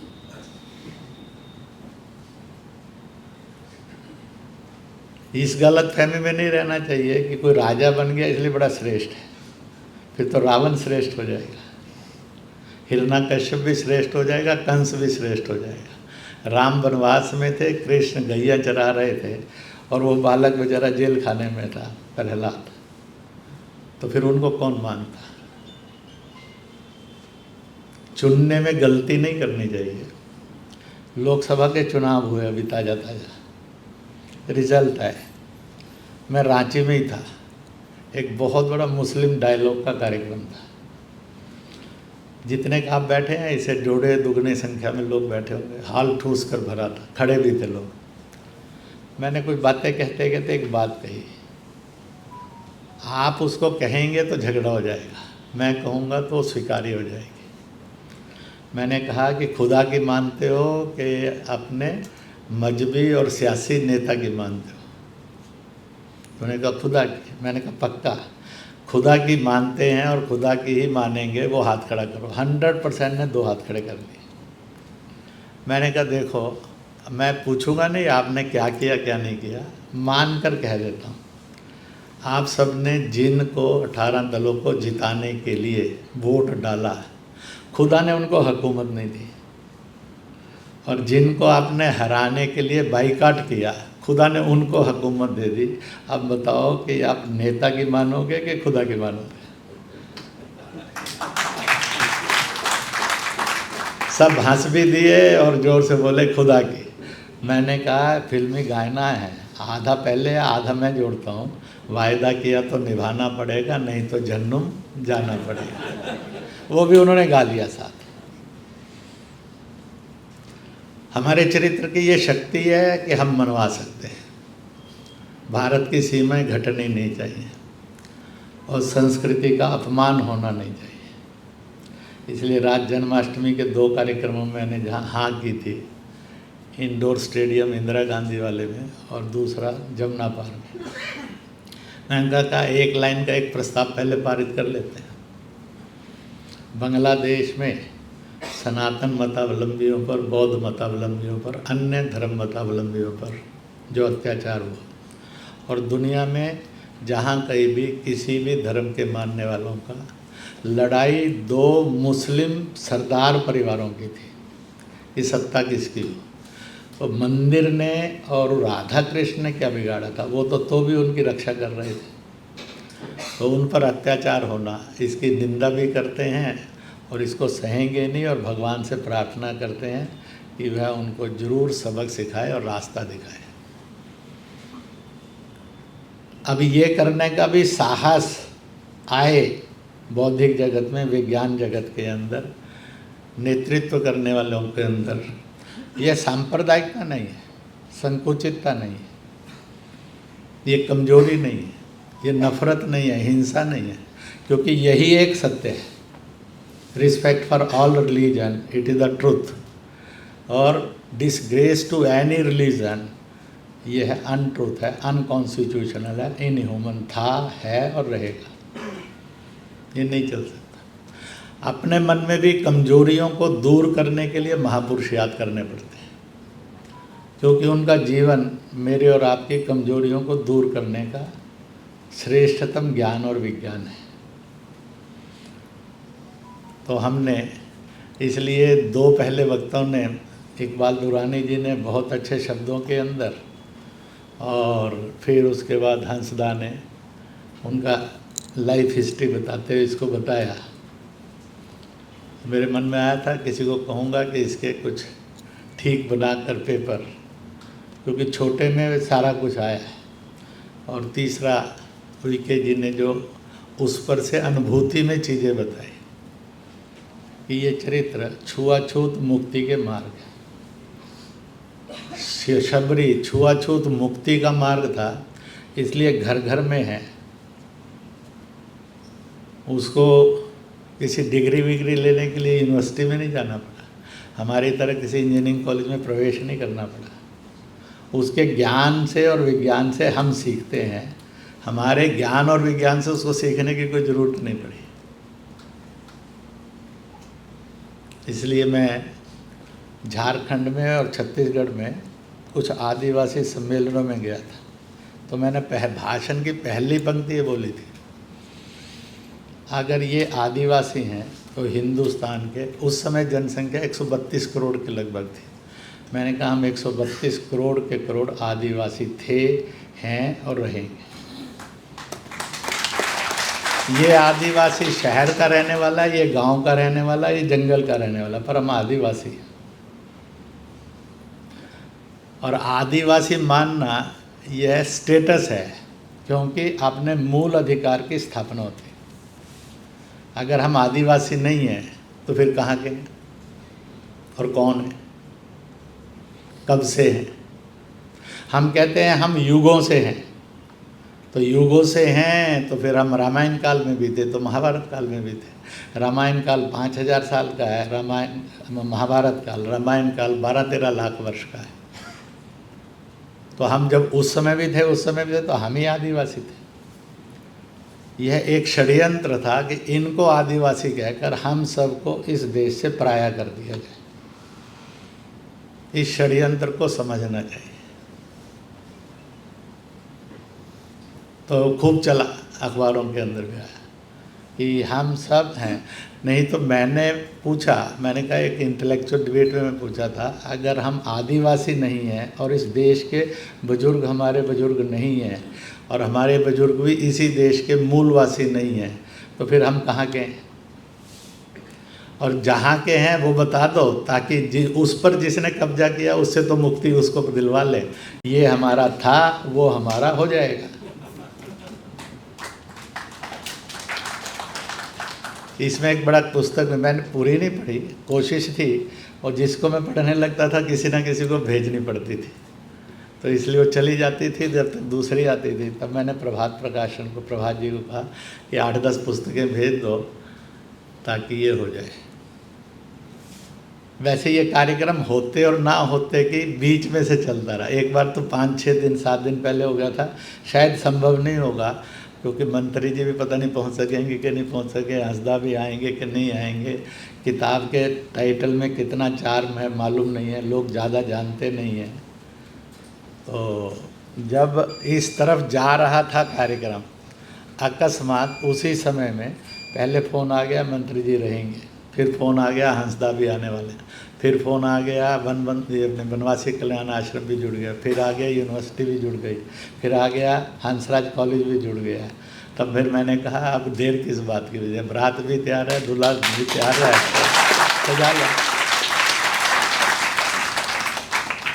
थोड़ा सा बुलाने के लिए मेहनत करनी पड़ेगी, वो कर लेनी चाहिए। सरल प्रश्नों के उत्तर देंगे और सरल सिचुएशन में रहेंगे तो पास हो जाएंगे। जब कठिनतम चुनौतियों में रहेंगे तो मेरिट होल्डर हो जाएंगे। ज़िंदगी के अंदर मेरिट होल्डर बनने के लिए पढ़ना चाहिए और मेरिट होल्डर बनने के लिए कर्म करना चाहिए। पास होने के लिए जीना, ये कोई जीना नहीं है। ये तो ना भी चाहेंगे तो भी जी लेंगे। चाहकर जीना तो श्रेष्ठ कर्म करने के लिए जीना चाहिए। इसलिए लव फॉर ऑल, हम आदिवासी थे, हैं और रहेंगे, क्योंकि आदिवासी इस देश के मूलवासी हैं।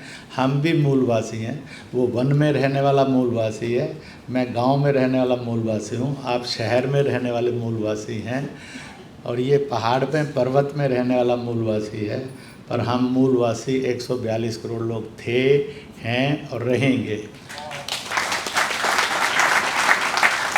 मेरे से मुसलमान भी पूछते हैं तो मैं कहता ही हूँ, हज़ारों हजार जुड़े हैं।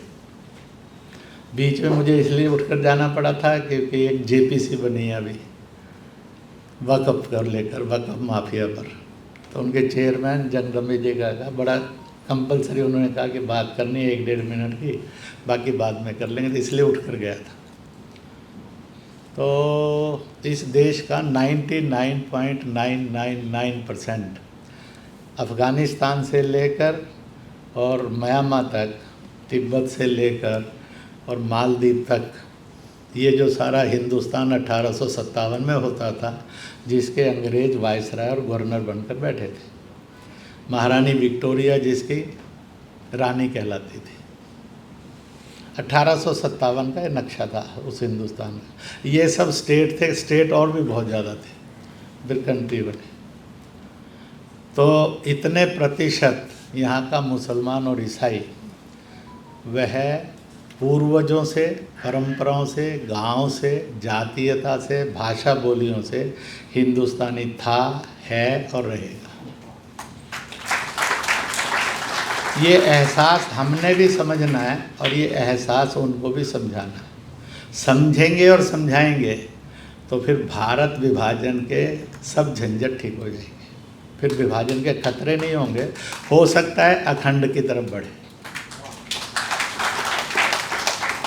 फिर धर्मांतरण नहीं होगा, धर्मों का सम्मान होगा, फिर मंदिर या पूजा स्थल तोड़े नहीं जाएंगे, निर्माण करने में सहयोग होगा। दुनिया में इतनी चीज़ों का खाने के लिए स्कोप है, मांसाहार को भी स्कोप है, पता है एक के प्रति सेंसिटिविटी है, तो उसको ना खाएंगे, ना वध करेंगे, ना खरीदेंगे। तो जब गौमांस मुक्त हो जाएगा समाज, बाकी सारे मांस खाने के लिए छूट होगी तो कुमुक्त हो जाएगा, तो फिर आदमी की लिंचिंग बंद हो जाएगी, तो भारत लिंचिंग मुक्त भारत बन जाएगा।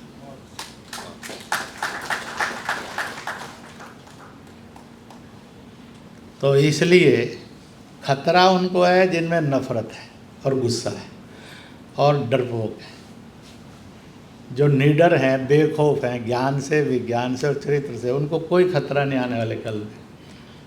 उनको तो लगता है कि लाहौर भी अपना था फिर हो सकता है, कैलाश मानसरोवर भी अपना था फिर हो सकता है, ढाका भी अपना ही है।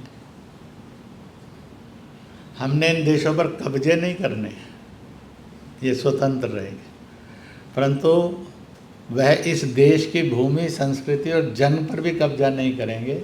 सबका सम्मान करना, सबका स्वभाव बनेगा। इस युग को लाना ही 2047 सेलिब्रेट करना है।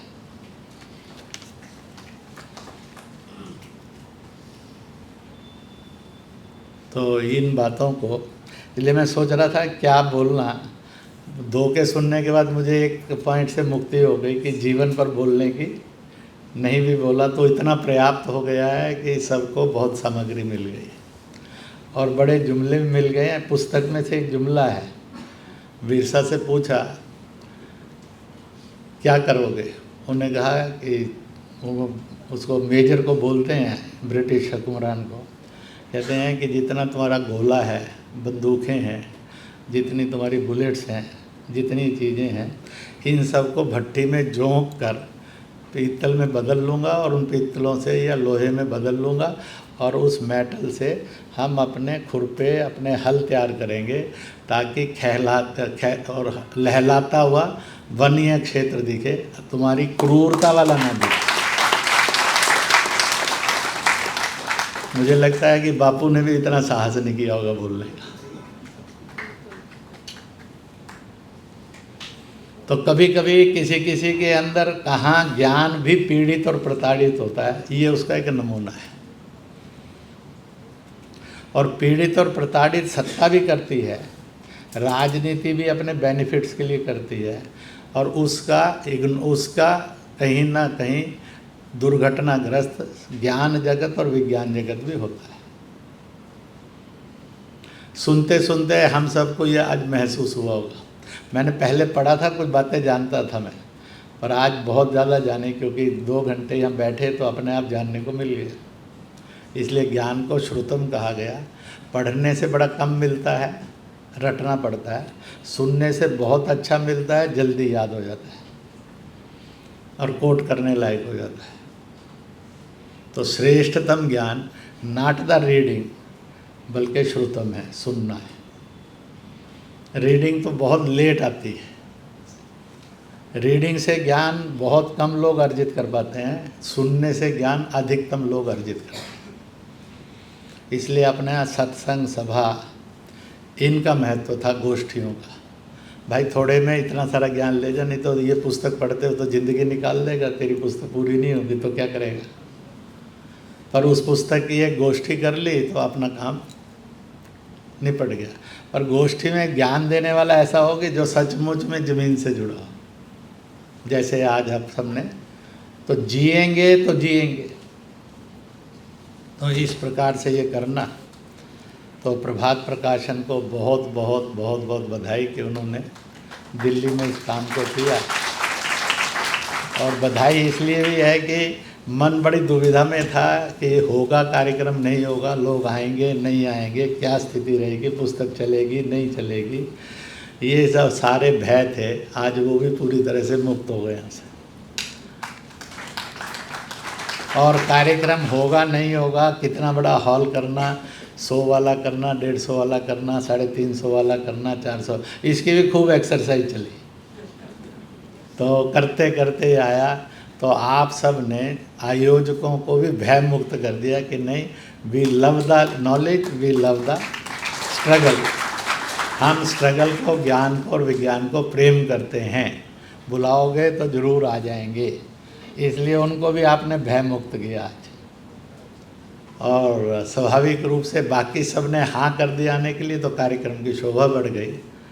और आपकी तालियों ने बार बार बता दिया आप जिंदा थे, जिंदा हैं और जिंदा रहेंगे।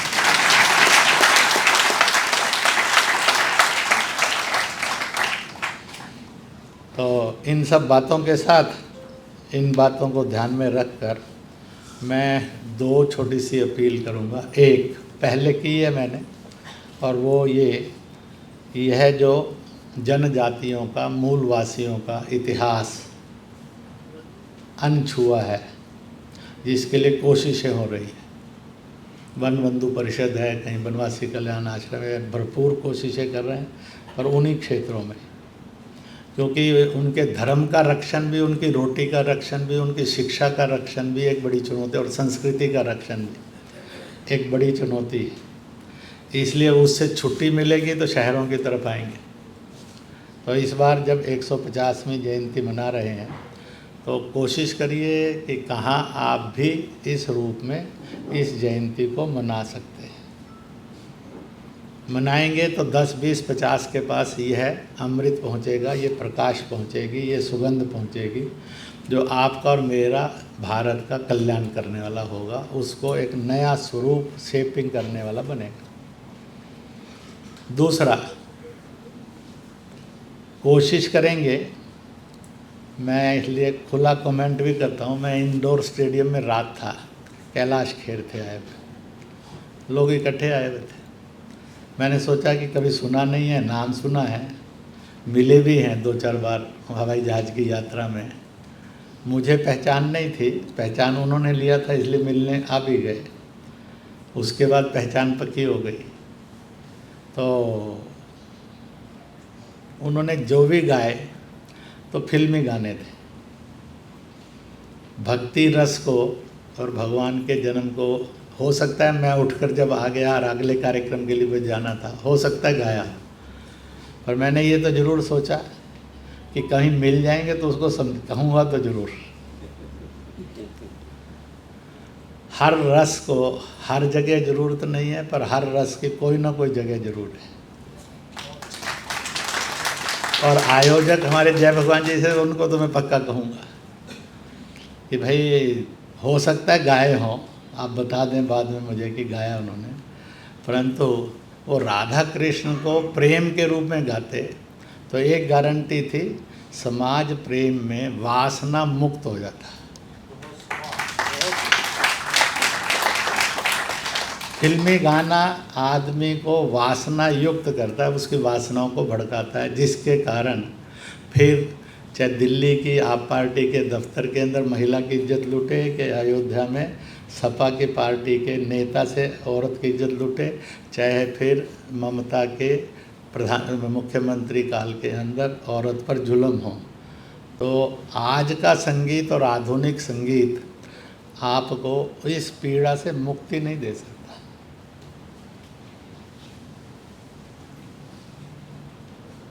परंतु राधा कृष्ण का संगीत और प्रेम और उसकी भंगिमाएं आदमी को वासनाओं से मुक्ति का मार्ग है।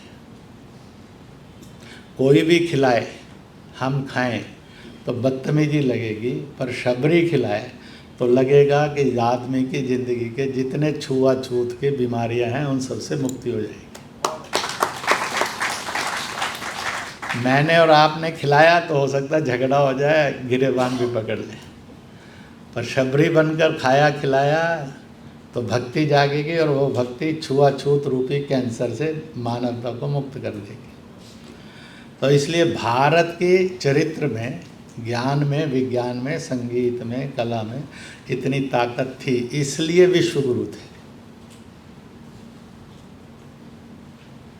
तो वो भारत फिर से बने, और ऐसा भारत बनाएंगे, इसलिए भगवान बिरसा मुंडा को धरती अब्बा, यानी धरती का ईश्वर, धरती पर आया हुआ ईश्वर, इस रूप में जानते हैं। और बाकी सबने जोहार कहा, तो सामने वालों ने क्या कहना चाहिए उस समय? तो आपने तो बोला नहीं, क्योंकि जितने वक्त आए सबने जोहार किया आपको। तो मैं सोचा था आपका रिस्पांस क्या आएगा, तो मैं बोलूं तो रिस्पांस बढ़ेगा कि घट जाएगा? जोहार जोहार जोहार। किसी से मिलने जाओ ना, रिस्पांस ना दे तो आदमी बड़ा परेशान हो जाता है, कहते हैं उसने तो जवाब ही नहीं देता जी, बोलिया ही कुछ नहीं। तो इसलिए जवाब देना चाहिए। मान लो आपने नमस्ते की, हम मुस्कुराएं भी नहीं, देखें भी नहीं और थोड़ा सा होठ भी ना हिलाएं, तो आपको कैसा लगता है? खराब खराब सा लगता है ना। कह इसलिए नहीं सकेंगे, बड़े आदमी कैसे कहें, पर मन का मज़ा नहीं आता।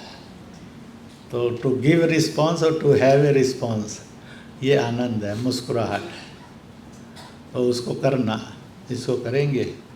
मैं एक छोटा सा जो प्राणायाम आप सबकी ज़िंदगी की रूटीन बन जाए, उसके इनकलाब को आज महसूस करेंगे। इसी के साथ अपना भाषण ख़त्म करता हूँ। बहुत छोटे, मैं एक विश्वविद्यालय के कार्यक्रम में था गुजरात में, मेरे से स्टूडेंट्स ने और प्रोफेसर ने मिलकर एक प्रश्न पूछा था। राम ने लंका में एक लाइन कही थी, जननी जन्मभूमिश्च स्वर्गादपि गरीयसी, अपि स्वर्णमयी लंका न मे लक्ष्मण रोचते, जननी जन्मभूमिश्च स्वर्गादपि गरीयसी। उन्होंने कहा कि सोने की लंका, ये तो समझ में आता है। भगवान जी कहते हैं मुझे रुचि नहीं है। तो फिर दूसरी बात है कि कहते हैं कि जननी और जन्मभूमि ये स्वर्ग से भी महान होते हैं। आप इंजीनियर बने हैं तो इसका साइंटिफिक रीज़न क्या है, इसकी टेक्निकल परिभाषा क्या है? जननी जन्मभूमि स्वर्ग से महान है। अब ये प्रश्न मुझे ज़िंदगी में पहले कभी किसी ने पूछा नहीं था। पूछ लिया है तो उत्तर तो देना चाहिए। जो तक उस समय तक था वो दे दिया, पर दिमाग में आया कि ये ईमानदार उत्तर तो नहीं है। काम चलाऊ है और हमारे दबाव में और हमारे प्रभाव में वो बेचारे मान भी लेंगे इतना, और इतने से ही विकसित होंगे, इससे आगे नहीं बढ़ेंगे। तो हमने भी आगे बढ़ना चाहिए, उनके लिए भी आगे बढ़ने का रास्ता खुलना चाहिए। तो जननी है जिसके अंदर एक आत्मा आती है भगवान के घर से, और वो जननी के कोख में बैठती है, तब मैं और आप आते हैं। तो उसमें से एक पहली साइंटिफिक नॉलेज हो गई कि दो संसार हैं, एक संसार है शरीरों का, दूसरा संसार है आत्माओं का। यहाँ हम शरीरों के संसार में हैं, यहाँ से पहले हम आत्मा के संसार में थे, और यहाँ के बाद फिर से आत्मा के संसार में चले जाएंगे। वो अनविजिबल है पर स्वीकार्य सबको है, ये विजिबल है इसलिए स्वीकार्य होता ही है। तो अब अनविजिबल से विजिबल में आना और फिर विजिबल से अनविजिबल में जाना, इसके अंदर आदमी को मदद कौन करता है? तो अनविजिबल से विजिबल में आते समय नारी की कोख उसका रास्ता बनती है। It is the only industry, it is the only manufacturing unit. तो भगवान से जब इंसान ने पूछा तो उन्हें कहा कि देख ए रूह, जब तू जाएगी शरीर के संसार में तो वहाँ नारी खड़ी होगी, उसके कोख में बिठा दूंगा। It is the only and exceptionally manufacturing unit है जहाँ तुझे वो बॉडी में कन्वर्ट कर देगी। इसके अतिरिक्त बॉडी में कन्वर्ट करने का कोई मैन्युफैक्चरिंग यूनिट नहीं है। तो पूछा रूह ने भगवान से कि आप, मैं भी ऐसे आऊँगा, महिला की कोख से या गोद से ही आऊँगा, I have no other alternative, यही है। तो एक साइंस तो सामने हो गई कि जननी क्यों महान है, क्योंकि इस संसार में उसी के थ्रू हम आए हैं। अगर वो है तो संसार है, वो नहीं है तो संसार नहीं है। अब दूसरा, जब इस संसार में आए तो हमारी 60, 70, 80 साल की, 90 साल की यात्रा को कौन करवाती है? तो जन्मभूमि करवाती है। क्योंकि खाने पीने को चाहिए, रहने को चाहिए, खेल कूद के लिए चाहिए, कमाने के लिए चाहिए, उपचार के लिए चाहिए, एजुकेशन के लिए चाहिए, सब साधन भी वो देती है, आधार भी वो देती है। तो घर, मकान, यूनिवर्सिटी, हॉस्पिटल, खेल के मैदान, खेत खलिहान सारे बनते हैं, नहीं तो कुछ नहीं बनेगा। खाने पीने को चाहिए तो वही देती है। मैं और आप तो ठन ठन को पाले, कुछ है ही नहीं, तो सब्जी फल भी वही देती है। और जब मरते हैं तो वो रूह को फ्री कर देती है और इस शरीर को इसी जगत का था यहीं रख लेती है। कहते नहीं, तेरी एंट्री वहाँ बैन है, तो यहीं रह जा। कोई दबाकर, कोई जलाकर, कोई बहाकर उसको यहाँ रख लेती है। तो जन्मभूमि वो है जो 70-80 साल चलाती है इंसान की ज़िंदगी को। उसको अपने भगवान को भी जपना हो तो वो मंदिर, गुरुद्वारा, मस्जिद, चर्च बनाने के लिए भूमि भी वही देती है, वस्तुएं भी वही देती है, तो भगवान का घर है, नहीं तो नहीं। परंतु उसकी एक बड़ी विशेषता है जो अतुलनीय है, इसलिए लिखा होता है इनक्रेडिबल भारत। उसको समझना वो ये है कि वो युगों से एक कष्ट को सहती आ रही है, वर्षों से नहीं, मेरे और आपका नहीं। जितने हो गए, जितने हैं, जितने होंगे, हम रोज़ थूकते हैं, शौच करते हैं, गड्ढा करते हैं, कील ठोकते हैं, पेशाब करते हैं। She never reacted. है बदतमीज़, क्या कर रहा है? Ever reacted? मेरे और आप पर थूक कर तो देखे कोई। साथ टेम्परेचर इतना हाई जाएगा कि थर्मामीटर लगाए तो टूट जाएगा, झगड़ा पक्का हो जाएगा। पर शी नेवर रिएक्टेड। इसलिए टॉलरेंस में ईश्वर से भी समान है, क्योंकि द मोस्ट टॉलरेंट कुछ माना गया तो ईश्वर को माना गया, भगवान को माना गया। तो इसलिए जन्मभूमि का भी रहस्य आ गया कि जो इस संसार से मुक्त होते समय शरीर अपने पास रख लेती है, आत्मा को दूसरे संसार में भेज देती है, परंतु जिंदगी में कभी रिएक्ट नहीं करती, पालन ही करती। तो best qualification of a human being क्या है, वो जन्मभूमि बताती है। तो अब हमने सोचा जननी और जन्मभूमि का साइंटिफिक टेक्निकल स्वरूप तो ध्यान में आ गया आज की प्रोफेशनलिज्म के रूप। तो इसको प्रयोग करके देखें इसका सच क्या है। तो बस उसी एक्सपेरिमेंट को करेंगे। आप में से कुछ ने पहले किया होगा किसी कार्यक्रम में मेरे साथ। एक माँ जिसने पैदा किया और एक मातृभूमि जिस पर पैदा हुए। एक इस संसार में लाई, दूसरे ने इस संसार से विदा किया। एक ने 9, 10, 11 महीने सहा और दूसरी ने जितनी उम्र मिली थी हमारी उस उम्र भर सहा ही सहा। जब तक माँ सहती है रिएक्ट नहीं करती है, और जब तक धरती सहती है तो भी रिएक्ट नहीं करती। इसलिए कहा गया है most tolerant quality of a god lies in the mother and the Motherland.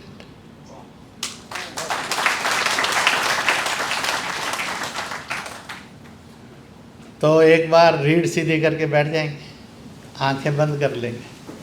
अपनी अपनी माँ जिसने जन्म दिया है दिमाग में उसका फ़ोटो ले आएंगे आंखें बंद करके। है तो जीवित की, चली गई है तो स्वर्गवासी की। और दूसरा हिमालय से हिंद महासागर तक की जन्मभूमि।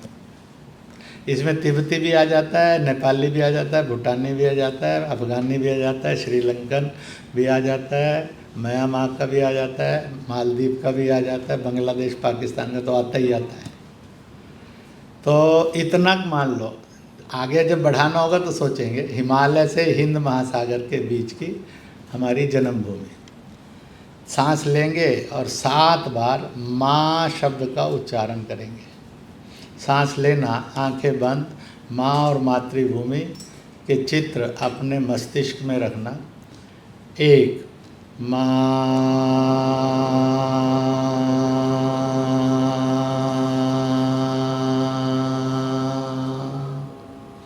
सांस लेना।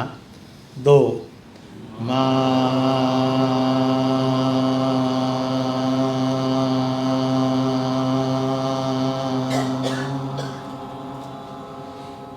सांस लेना। 3 माँ,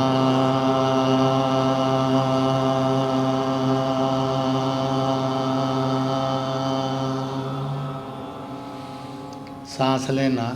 4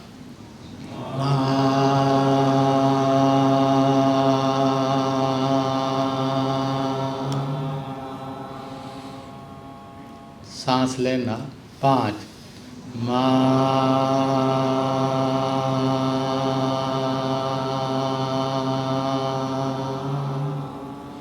सांस लेना 6,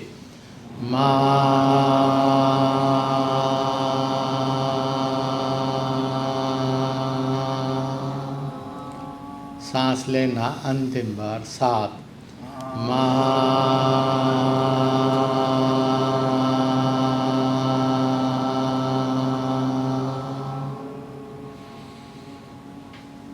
हाथ मलेंगे, आँखों पर रखेंगे, आँखें खोलेंगे, रीढ़ रिलैक्स करेंगे। उत्तर आपको लिखना है इस प्रयोग का। संतोष, सुख और शांति आई या नहीं आई? अच्छा लगा, सुख लगा, शांति सी महसूस हुई, आदमी की टेंशन नहीं बढ़ी, टेंशन रिलैक्स हुई। जिसको ये इस एक्सपेरिमेंट का रिजल्ट लगता है वो ज़रा दोनों हाथ खड़ा कर दीजिए। भारत माता की जय। और जिसको लगता है कि टेंशन बढ़ गई, भाई साहब ने ब्लैकमेल करके इमोशनली और फंसा लिया हम सबको, तो वो हाथ खड़ा करो। तो माँ, मदर एंड मदरलैंड, माँ और मादरे वतन, जननी और जन्मभूमि, ये आदमी को कितनी ऊर्जा और रिलैक्स करती है। जाति भेद ख़त्म करती है, मजहब भेद ख़त्म करती है, भाषा भेद ख़त्म करती है, दल भेद ख़त्म करती है, प्रांत भेद ख़त्म, जितने दुनिया भर के भेद हैं सबको जो ख़त्म करे। इसलिए प्रभु ने सर्टिफिकेट उनको दिया, जननी जन्मभूमिश्च। बहुत बहुत धन्यवाद, बहुत बहुत धन्यवाद।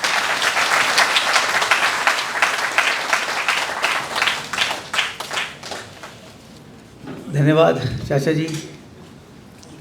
हम सबका ये सौभाग्य है कि आज अपना इतना सुंदर उद्बोधन आपको हमको सुनने को मिला। आप जितना बोलते हैं मन करता है और सुनते रहें, पर एक समय की मर्यादा है, कार्यक्रम समाप्त करना है। मैं अंतर्मन से अनुग्रहित हूँ माननीय इंद्रेश जी का। एक अभिभावक के नाते उनका स्नेह मार्गदर्शन सदैव हमें प्राप्त होता है और उनका ये स्नेह भाव हमें प्रोत्साहित करता है कि हम अच्छी पुस्तकों का प्रकाशन कर सकें। आदरणीय दुर्गादास जी विके, वे भी हमारे सम्मानित लेखक हैं, मैं उनका भी हृदय से आभार व्यक्त करता हूँ। वे केवल इसी कार्यक्रम के निमित्त ही प्रवास से बीच में आए हैं। बहुत बहुत आभार आपका। वैसे डॉक्टर राजकिशोर हांसदा जी का भी हार्दिक आभार कि इस कार्यक्रम के निमित्त आप विशेष रूप से आए। इकबाल दुर्रानी जी का आभार जिन्होंने पुस्तक प्रकाशन के लिए हमें दी, और आप सबका हार्दिक आभार जिनके आगमन से यह कार्यक्रम सफल हुआ।